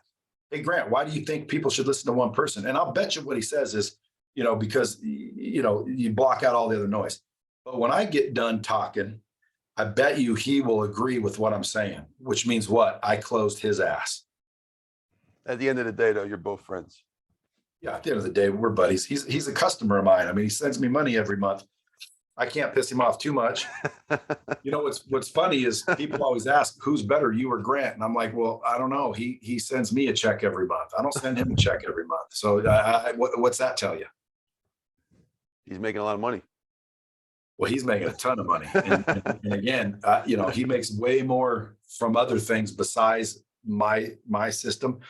But when I first met him, it was all my system that gave him the foundation to do the rest of it. Now, the real estate aside, Grant's helped a lot of people come out of their shell, make a lot of money. And Grant, believe it or not, deep down is a good dude. There's a lot of people that don't like him. They think he's a shyster and he's just looking for, trying to get your money. He doesn't care. Dude, the guy does care. The guy is a good dude. Deep down, the guy's a good dude. Although he's more transactional than relational. I'm more relational than transactional. Meaning I'd rather be your friend and make 10 million with you than make 100 million not your friend. Like I'd rather be your friend and make less. He'd rather make more, but not be your friend. Brad, I want to give you a plug here. I first of all, I want to give a shout out to our friend. He asked to remain anonymous for connecting us. But that one thing, when I first met you, like you actually, I learned a lot on Clubhouse. I learned about how people behave and move. And I guess that's what made me a big wig over there or whatever. You followed me right away across all social platforms. You didn't ask any questions. No one forced you to do that. To me, that shows that you start with a foundation of giving. I thought that was really impressive of you to just by your willingness to take my call for 35, 40 minutes. I'm a stranger at that point. And then just keep building the relationship and give me a shot. So you're very open and receptive to me, even though we just started from ground zero. So I appreciate that. Well, you're welcome. And, you know, in my mind, following doesn't cost me any money. Right. And But not some only that, people, it bothers them though, Brad. Some people, I mean, they can't follow you. I had a guy who had 2 million people, 3 million people followers, and he's on my stage on Friday night. And I had to like strong arm him to get him to follow me. I'm like, all right, forget it then. You know, don't worry about it. yeah, Like, but see, what's the listen, big deal? that's the point I'm making. Like, that's because they value their follow. They value their follow. They know that if they follow you, you're getting some sort of value from that. Well, I can't endorse Anthony. I don't know Anthony. Well, you know him enough to be on a stage. Right. So guess what? I can also unfollow you. Yeah. Like, dude, the button works both ways. Like if I'm following somebody and it makes them feel good, look good, I don't care. That's the whole point of building a relationship, add value.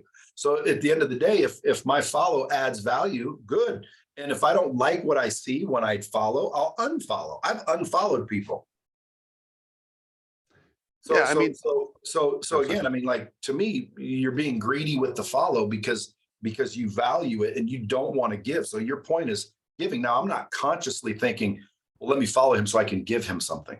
It's like, listen, if I'm going to be on your show, I want to see who you are. So I got to follow you to see who you are. I've followed people. People say in my DMs all the time, dude, follow me, please. And so I'm like, okay, I'll follow you. And so I follow people. And all of a sudden, a week later, they haven't posted anything. And then I look and I'm like, dude, they've only posted 19 things in 5 years. Like, what am I following? What am I following? So I'll hit unfollow. right. And I've unfollowed, you know, big names that, you know, follow me, and, you know, I unfollow them. Why? Because I don't like what they're saying. I don't want, you don't need to follow somebody just because other people follow them. And then I've refollowed people. Like I unfollowed Grant for a while. Then I followed him. Then I followed him again. And then I unfollowed him again. Oh man. You know, and just to add to that point, like that's very, you know, I same unfollowed person. Jeffrey Gitomer. Did you really? Well, I'll bet you. I'd have to go look, but I'll bet you he unfollowed me too. that's funny. Yeah, I mean, and the thing is, like, they judge like I only have like 12,000 people on Clubhouse following me. It's not a lot in retrospect, but he didn't know I have over 1 million followers on Facebook or any of that other stuff. He just saw me as a little guy compared to his 3 million followers. So just trying to make the point there to add to yours, which is a great point. It's like you got to judge people like beyond the followers. You want to make a friend, first try to understand the person. Like, you don't know enough about the person. Maybe he's got 1 billion followers on TikTok or one of these other things. So if you want to play that follow game, go look into his other accounts. Yeah, good point. Well, again, I mean, to me, you know, I don't value my follow. You know, if somebody wants me to follow them, Yeah. I'll be happy to follow somebody. You know, I may not stay a follower, but I'll follow you. It doesn't cost me anything. It goes like this. That's funny. All right, Brad, I think you'll like this next question. As an expert salesman, how do you react when someone tries to sell you something? Do you see it as a learning experience? Maybe a minute or 2 minutes. Not really, but I do enjoy being pitched and listening to how they do things. I'm usually critiquing it in my mind as they're going. But again, I would say I'm one of the best, if not the best on earth. So I don't look at it like I'm going to learn something here. I have learned listening to things, and I'm open to learning, but I'm not listening to learn because I already think that I'm the best. However, I'm listening to see if there's anything to learn, and usually I'm critiquing them. And I enjoy it because, you know, sometimes they're terrible and sometimes they're pretty damn good. And then I'm like, hey, I like that. They did that. But dude, I'm a big lay down. Like, I'm easy to sell because I'm a salesperson. So like, dude, it's easy to close a closer. Why is that?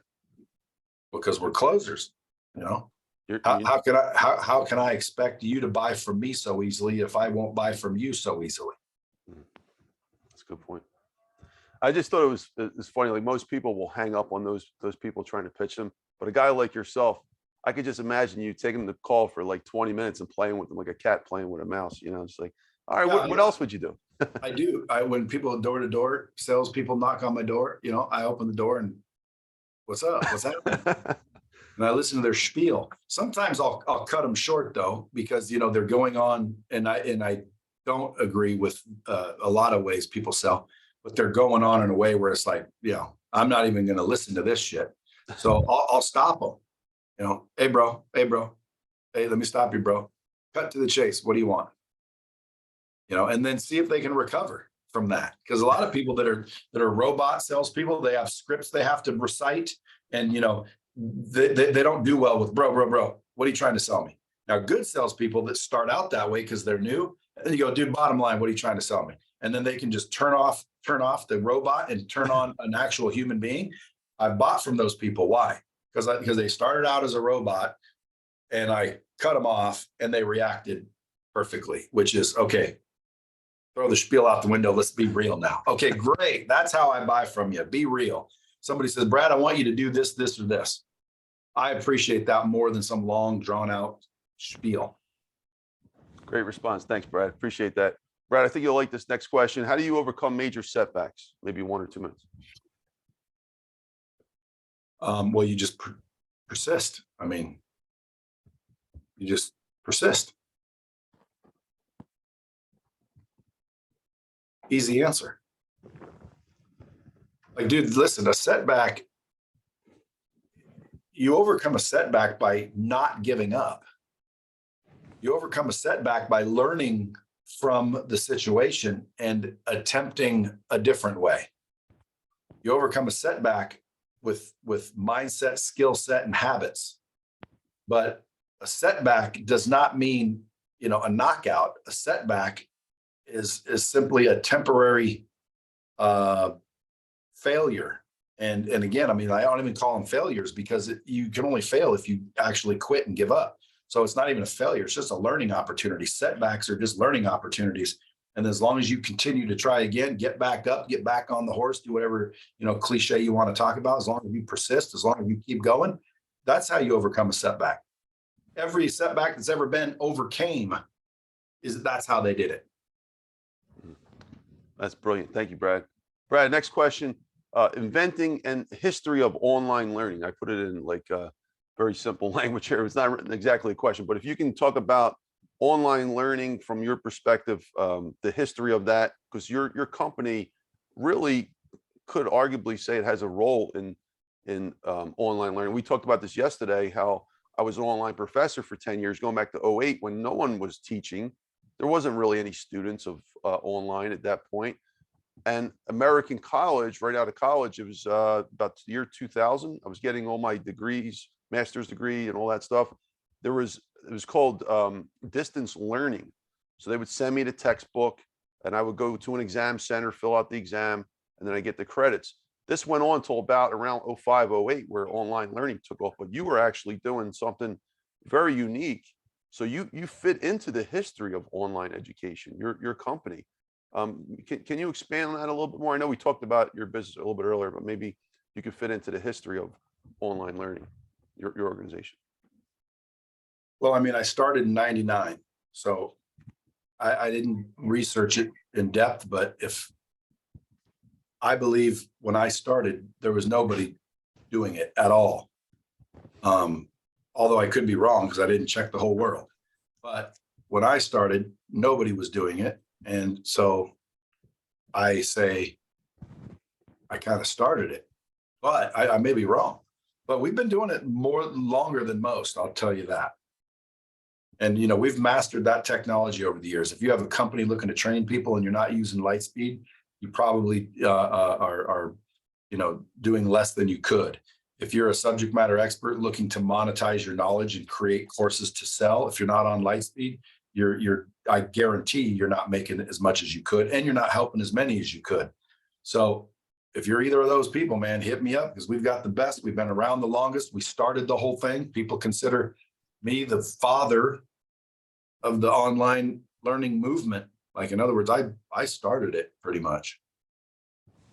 But I could be wrong. Again, someone check. I don't know. Maybe someone was doing it in 96. I don't know. When did the internet come out? Yeah, I think for the masses, probably around 96 or so, something like that. But yeah, definitely, if you're not the pioneer, you are definitely one of the pioneers. I mean, you were doing things that, and we can, this is an interesting fact check, because I like to know as well, because it incorporates into my life, being an online teacher. It's 99 was, to be doing that at that time was like, no one was thinking about that stuff. So I was, not only was I thinking You about were. it, I was Yeah. doing it, and not just thinking about it. And I was also doing it interactively. We had interactive videos online in 99. what did it look like? Just curious. At that Dude, time. it's funny, man. I got some pictures of the old interface, but I mean, it was pretty, I mean, it was cool looking, but back then it was cool looking, but it was definitely not what it looks like today. I'd have to bring some screenshots to show you, but it was pretty funny.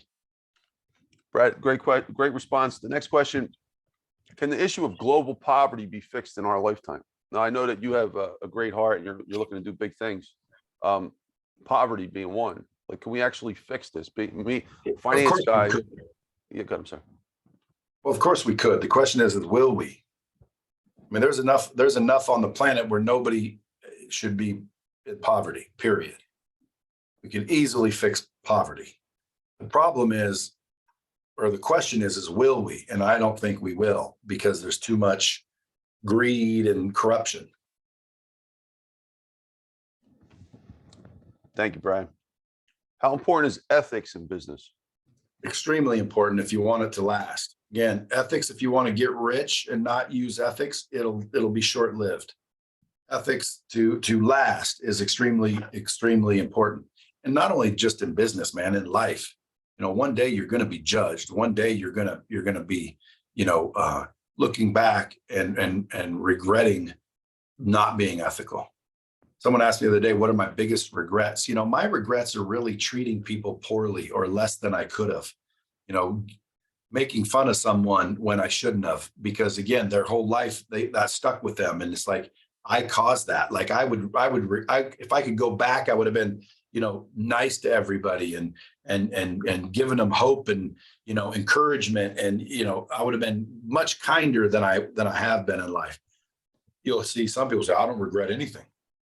I don't regret anything because it's led for me to be who I regret being mean to people. I regret screwing people. I regret not being nicer and not giving more thought to how I impact people. So like, to me, that's a big regret. That's the biggest regret. And again, I didn't go around hurting people and being a total dickhead, but at the end of the day, I've said some things and done some things to people that now when I look back, I wish I didn't do that. I wish I didn't say that. And I didn't even know in some cases that it would affect people that way. But words have power. So I would be careful with the words that you use, not only for yourself, but about others. Words are powerful. That's why you spell words. You spell a word. It's because it's magical. Words, your tongue is more powerful than you think. Hmm. Dude, how long is this podcast? Like 9 hours? Well, let's see. All right, folks, we just re-energized. So I got another question for you, Brad. What is the role of trust in business? Maybe 1-2 minutes. The role of trust? Yeah, trust. How like I had Stephen Covey on here about a month ago, the fourth, Stephen's son. And he's actually doing great things right now. He's got a new book called Trust and Inspire. He's like a leader in the concept of trust. And we had a whole great discussion on that. Love to hear your thoughts on that. Well, I mean, I believe trust is paramount.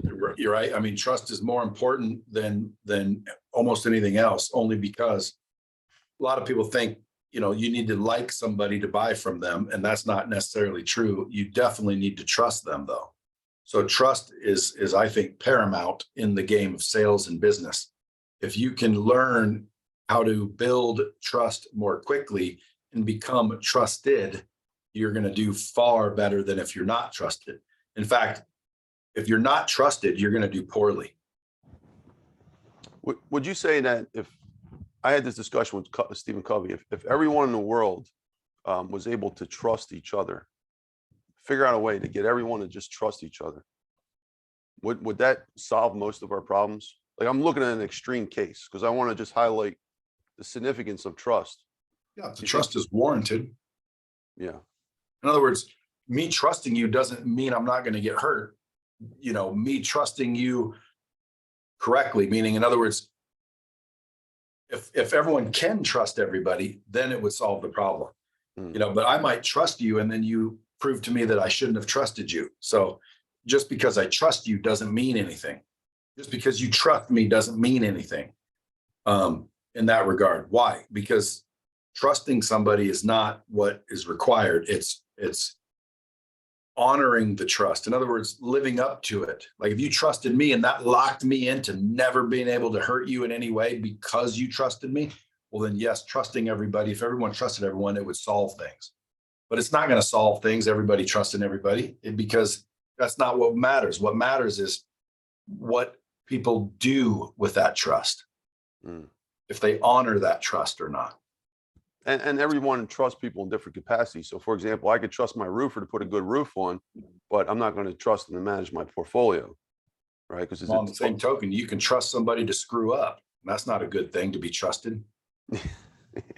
That's true. I trust every time I get on the phone with Anthony, man, I'm gonna be here for 9 hours. Okay, again, I'll avoid getting on the phone with you in that case. Why? Well, because I trust that this is going to be a long conversation. And then somebody's like, I don't have time for that right now. So I better not talk. I better not pick up his phone call. You see what I'm saying? So just because someone trusts you doesn't make it a good thing. I can trust this person's going to screw it up. That's not good for that person, that I trust that they're going to screw it up. See what I'm saying? Absolutely. So trust can be good and bad, but overall, in the context you're using, I believe trust is more important to establish than me getting you to like me. Because you can like me and not trust me and not give me your business. You can like me and not want me into your house or allow me around, somewhere I need to be, because you don't trust me. Thank you, Brad. Appreciate it. Great response. Brad, next question. Should everyone be brutally honest all the time? So, for example, I heard your story, Brad. When you were younger, you actually used to, you lied a lot. And correct me if I'm wrong on this. I heard this on one of your podcasts. You lied a lot, but you learned that was such a bad thing to do. And maybe that had some impact on why you're now the real Brad Lea. You tell it completely true, and this might bother some people, but that's just your style. So again, the question, to repeat that, would be: should everyone be brutally honest all of the time without any filters? Well, I would have to define the word brutally, because when you say brutally, that seems to lend itself to being no white lies, nothing. No, I mean, again, there are some times that I would say, white lies would be better than being brutally honest in some cases. And usually that's when again, like the regrets, when I was mean to someone or said something about somebody, it may have been true, but it still wasn't nice and it still didn't serve any purpose. So, I mean, there are certain times where lying is better. Like, for example, if you're ever in court, going to prison, facing prison, I would highly advise that you lie. I mean, if I go to court, I'm never ever going to indict myself. Like if I'm in court, I don't even want to say it, because if I'm ever in court, people are going to use this as proof that I'll be lying. But at the end of the day, the answer is, listen, there's in most cases, telling the truth and being honest is the right way to go. In some cases, when you're going to hurt somebody, then lying is better. Why? Because, dude, you don't want to hurt people. Now, there's cases where that wouldn't even be right. Like when someone says, hey, do you think I'm fat? I'll tell people the truth. It might hurt their feelings that they're fat, but that doesn't matter. They need to be hurt to lose weight sometimes. So it just depends on what you're talking about. So, but the truth is, there's times where white lies would make better sense to me. So in other words, there are times where I would say, okay, you probably should have just lied technically, but it's not necessarily lying in a bad way. It's omitting the truth. It's softening the truth. So when you say brutally honest, no, you shouldn't be brutally honest at all times. I think you should be honest most times. Now, someone will say, Brad, what do you mean? That's what, well, again, that's just my opinion. And I'm telling the truth. And the truth is no, you probably should lie sometimes. Brad, it's funny. It's like what you said. I agree with 100%. Because I mean, just think of like you had a friend that's you don't want to hurt their feelings or anything, and you just soften it just slightly. You're not even by silence, just soften it. You can make their day a lot better and still give them the truth at the same time, as opposed to the hard truth at that moment. Maybe they'll be ready for the hard truth tomorrow or 2 weeks from now, but at this moment they were in a bad mood and they were maybe in a depressed mood, and you don't want to take it beyond the edge. You're looking at a bigger picture, so to help your friend out. Yeah, and I also think people misinterpret what I'm saying when I say that when I was little, I lied a lot, and now I don't. Well, number one, I don't lie a lot, but I've lied since then, and I'll lie probably again, but it's not a harmful lie. It's not an intentional deceit. It's me being kind, or in other words, like someone asked me the other day, how much money did you make on that deal? Now I might have said like, $1 million or whatever it was, when it was $962,721. But I said $1 million. Well, that's a lie, isn't it? Isn't that a lie? It's not a lie, basically. That's basically it, yeah. It's basically a lie, but dude, that's not a lie to me. So again, I'm not saying that I never lied ever again since that day. What I was saying is I lied a lot back then because I was ashamed of who I was. So I stopped lying about who I was. I stopped lying about who I am, where I'm from, and I started being real. And real sometimes gets confused for brutal honesty and never lying. I've never said I've never lied. If I did, I would be lying. Just this like is a great conversation, actually. Yeah, I mean, just like right now, if you would ask me that question, there's a lot of people, dude, they'd give you a bullshit answer like, no, there's never a good time. You should always tell the truth. No, they're worried about what everyone's going to think about their answer. I don't care what you think about my answer. If anyone's listening that doesn't agree with my answer, that's okay. You can disagree with what I think. It's okay. Brad, sorry to interrupt you. What do you think of this podcast so far? It's long. All right. I was just checking if you're lying or not. All right. So you're telling the truth. All right. Thanks, Brad. Appreciate it, man. You're doing great. We're getting there. What do you feel like why did you feel like doing stand-up comedy? Maybe just a minute or less. Well, somebody dared me, and ultimately I took the dare. One day someone was doing stand-up comedy, and I basically said, cool, yeah, whatever. He's like, what do you mean, whatever, dude? That's it's hard. And so I'm like, dude, how hard can it be? How hard can it be? I watched it, by the way. It's funny. That was really funny. Well, thank you. But he said, how hard can it be? Or I said, how hard can it be? And he said, let's see you do it. He goes, I'm doing a comedy deal. I can get you up on the stage and you can do stand-up comedy if you think it's so easy. And I said, cool, I'll come down and try it. Why? Well, because, dude, I just made a claim. Like, what's the worst that can happen? I find out it's not easy. So I rolled down there and I did it. And I put it on YouTube. It's called CEO Does Stand-Up Comedy. But it's on my YouTube channel. You can go to bradley.tv if you want to see it. I would warn you that there are cuss words. Yeah, a lot of them. But, and was it the greatest stand-up ever in the history of the world? No. But for my first time, I thought I did pretty well. I talked to Dane Cook on my podcast the other day. He was a comedian. He said amazing for my first time.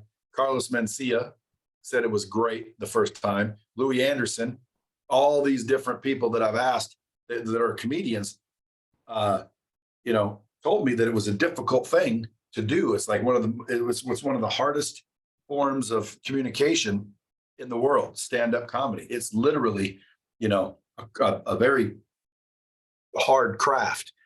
And when they watched my comedy, they're like, dude, it's amazing for your first time. Was it great?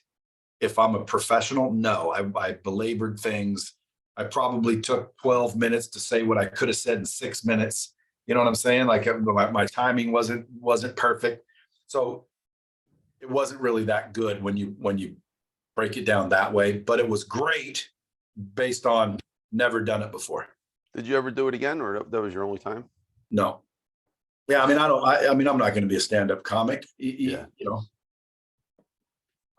why? Like, what am I going to do? Like, Not what's the aligned. purpose? Mhm. Now, if someone said, Brad, if you keep going, you're going to make $1 billion. You'll be the funniest comedian in the history of the world, and you'll be, you know, showered with all this love and attention. You know, maybe I'd do it, but I don't believe that I'm going to put the work in, because it's 10,000 hours, man. It's work to go be the best. When you guys see these stand-up comics like Kevin Hart and Bill Burr and, you know, all these funny ass comics, dude, you don't see all the nightclubs they did and all the bombs they did and all the, you know, tours they went on and roads they had to drive down to be there. Well, that's what they wanted. So that's what I would say that you should do if that's what you want. But I don't want to be a stand-up comedy. I don't want to be a stand-up comic. And by the way, Brad, Steve Rizzo, the guy you visited that night on stage, he actually had Eddie Murphy and all these. He could have been the next like superstar. They were all opening up for him, and at his pinnacle, he was ready to be like crowned, and he decided to become a speaker. And they thought he was crazy, and he actually went that route. He became a Hall of Fame speaker. He did all those tours you were talking about. It's such an interesting story. I thought it'd be perfect timing here, because if they want to learn what it takes to be a stand-up comedian, folks, check out that interview of Steve Rizzo, Hall of Fame speaker. My question to Steve Rizzo would have been, do you regret that choice? Because I'll bet you he did not make millions and millions being a Hall of Fame speaker. Yeah, that's true. If he would have been the funniest comic in the history of the world, like Eddie Murphy, he would have made far more money. Thank you, Brad. Brad, doing great. Would you like to run for president one day?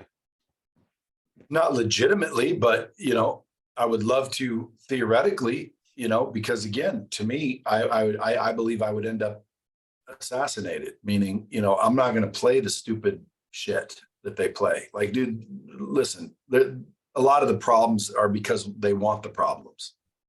You know, they don't want to fix anything. Okay. That's why, you know, Trump went in there talking about draining the swamp, right? Well, dude, that swamp's pretty thick, pretty deep, and filled with freaking some nasty characters. Like, at the end of the day, and he learned that. But, you know, in my mind, would I love to be president? If I thought that was the actual position that could fix things, yes. But I know that the president doesn't run things. Joe Biden's not running shit, dude. Whoever runs the teleprompter is who's running Joe Biden. So, like, I don't want to be the president, because I believe the president is just a figurehead. It's just a puppet. I want to be the president. If it fixed things, then I would love to be the president. But no, I'd never run for president ever. You're not going to be able to fix anything. Someone's like, well, that's a bad attitude. No, it's called a real attitude. I'm a realist, Anthony. I'm a realist. The truth is you can become the president and you're not going to fix anything. You're not in control because you're the president. People just think you are. Thank you, Brad. Appreciate that. Brad, all right, we're moving into temple questions. I've asked everyone on here. We can go through some record timing, probably about 30 seconds each. Can one book change the world? Yes. Great. All right. What role has networking played in your life? Not only that, but one book has changed the world. Several different books independently has changed the world. Look at the Quran, look at the Torah, look at the Bible. You know, so obviously one book can change the world. And believe it or not, my book has changed the world. The fact that my book is in the world, literally by definition, means I changed the world. Does that make sense? I'm going to say that one more time. That last part. My book has changed the world. By definition, as soon as I created the book and added it to the world, yes, the world has changed. Yeah, that's a good point. So a book can change the world figuratively and technically. Even my book changed the world. So yeah, a book can change the world. What was the next one? Yeah, it's a great response. And by the way, Think and Grow Rich, just to add to that, is that are you a big fan of that? Do you think that changed the world? I think anybody that's successful believes in that book, but there's a book before that book called uh, Science of Getting Rich, Yeah. Waddles, Hmm. Laws of Success. There's a lot of books, but Think and Grow Rich definitely is one of them. Hmm.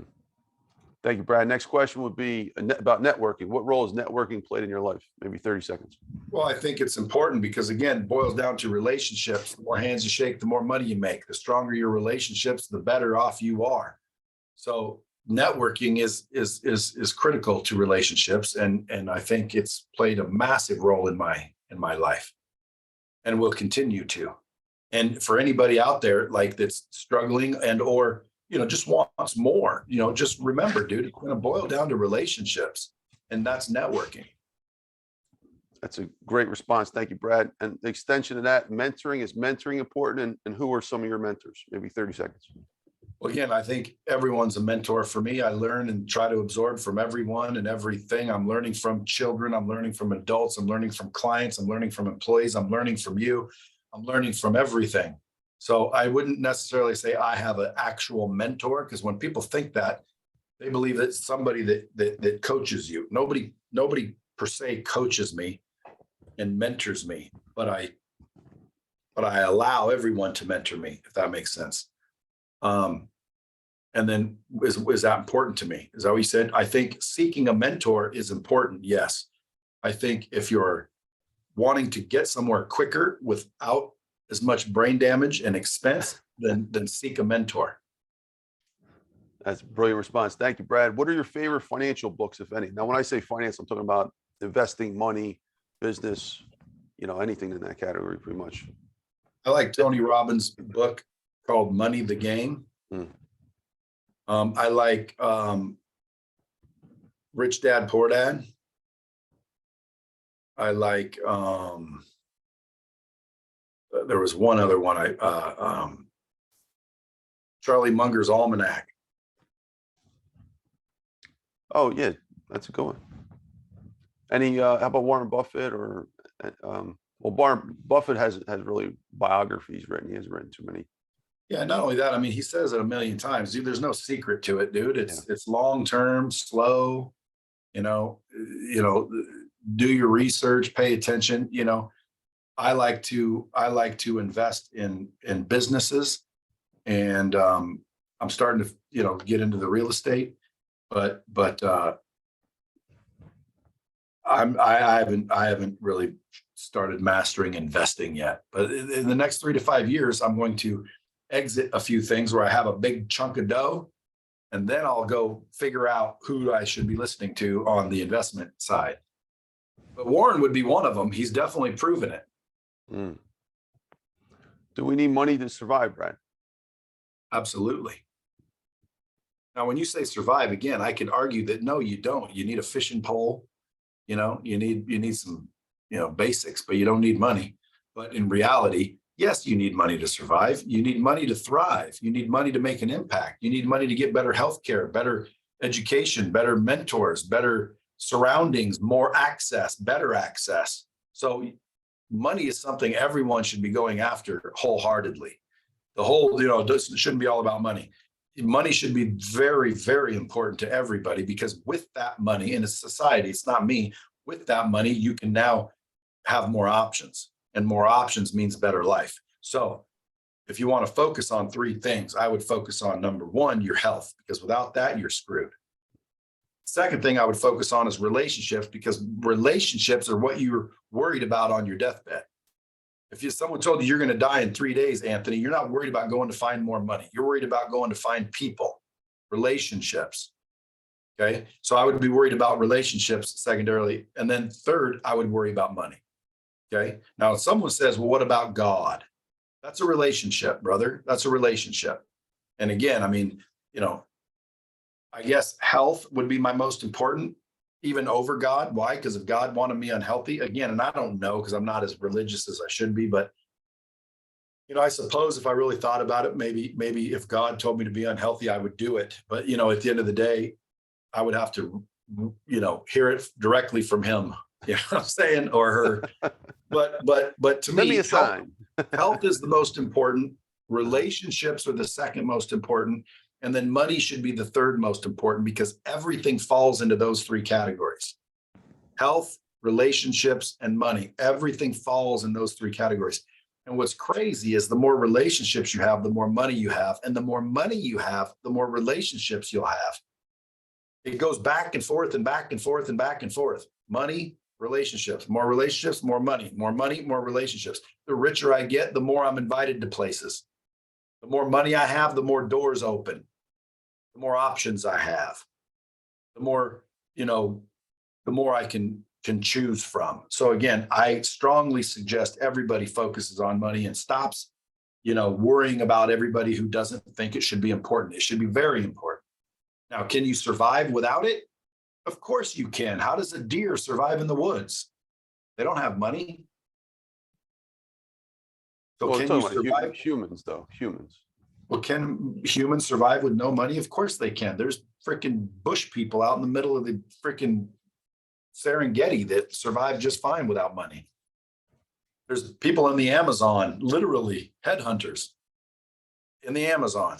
They don't have money. But I wouldn't advise it. But can you survive without money? Of course you can. But I wouldn't advise it. Not for the normal person.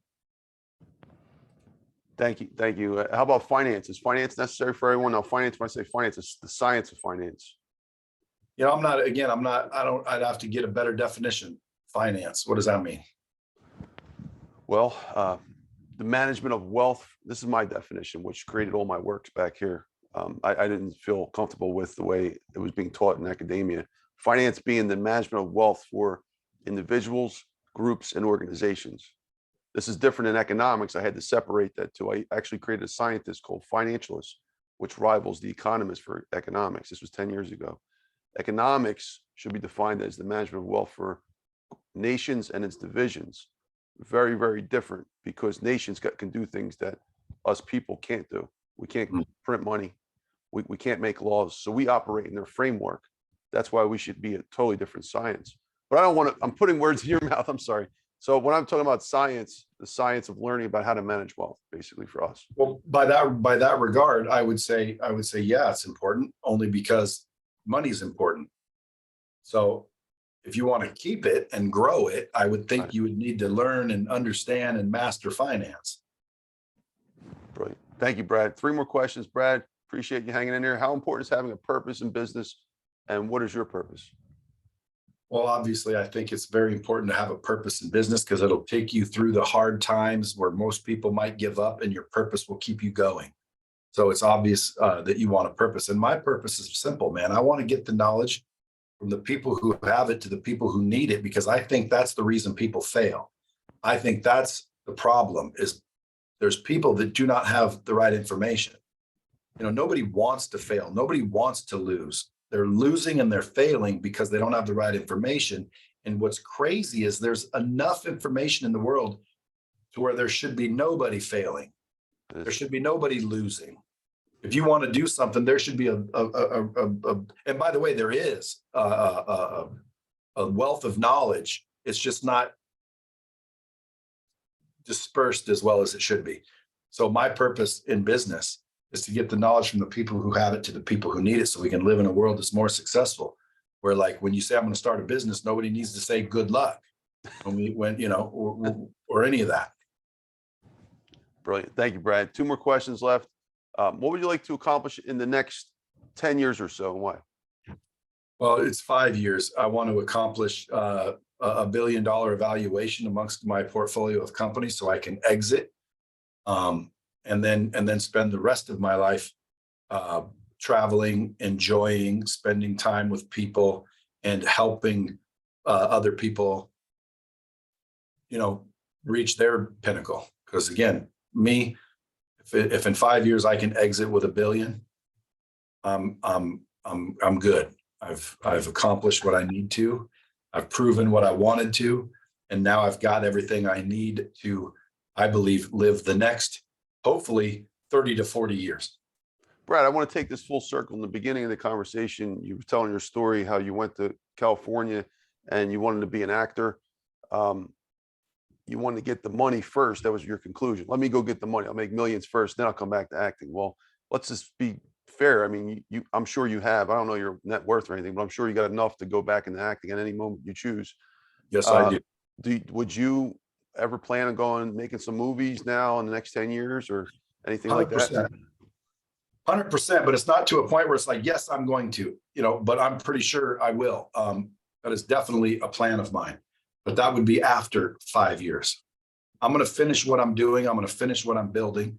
And again, if I don't get to the $1 billion mark, that's okay. But I'm going to finish what I'm doing the next 3 to 5 years. I'm going to wrap it up, and ultimately become just an investor, a philanthropist, and, semi-retired. And that's when I'm going to look into making at least one movie, and I'll be in it. And that'll either kick off my second career, or it'll be a souvenir I can show the grandkids. That's awesome. Can I be your sidestep? Sure. All right. Thank you, Brad. Appreciate that, man. All right. Last question. You're doing great. What would you like to be your legacy to this world? Now, this goes beyond that question to, even if you pass away, what do you want to be on your tombstone? You're looking at your tombstone. What do you want the world to think of you? On my tombstone, I just want it to say, "See you soon." See you soon. I like it. Because, dude, everyone's gonna die. That's a fact. So I'll see you soon. I'll see you soon enough. But to me, man, listen. When I think of legacy, I think of financial instruments. Money, real estate, property. So when I die, somebody's going to get my legacy, which is my wealth. But as far as how do I want to be remembered, I just want to be remembered kindly, meaning I want anyone that knew me or heard about me to realize that the world was a better place because I was in it. You know what I mean? I don't want anybody to think, I wish that son of a bitch never lived. But quite frankly, I mean, we die and pretty soon nobody remembers us anyway. Now, people are like, oh, of course we do. There's so many people that have come and gone, and they made massive impact in this world. And there's people now that have no clue who they are. And there's people that made massive difference in people's lives that we've never even heard of. Okay, so trust me when I tell you, I think in my mind, it doesn't matter. Like, nobody cares. It's not, I don't want statues and, now, would I like to be in the history books? Yes, I would like to be written about and in history as Brad Lea did this, or Brad Lea was this person, and I hope that everyone can think that guy was awesome. That guy was kind. That guy improved the world. If I had my choice, that's what it would be. That's a brilliant response. Thank you, Brad. Appreciate you. And I want to conclude and say I'm honored to have you here. I appreciate you taking the time to answer my crazy questions, but I really think that you've served the world today, and we've touched a lot of people out there. So, Brad, I want to leave the floor to you. Anything that you want to add, talk about, tell us about your new projects, whatever it is, Brad, feel free to. The floor is yours. No, I mean, if I would leave people with this, listen. You're never going to increase your net worth until you increase your self-worth. Okay, stop worrying about what everybody else thinks about you and start focusing on what you think about you. Go build the relationship for yourself. Stop talking to yourself in the way that you do. And I'm including myself with that.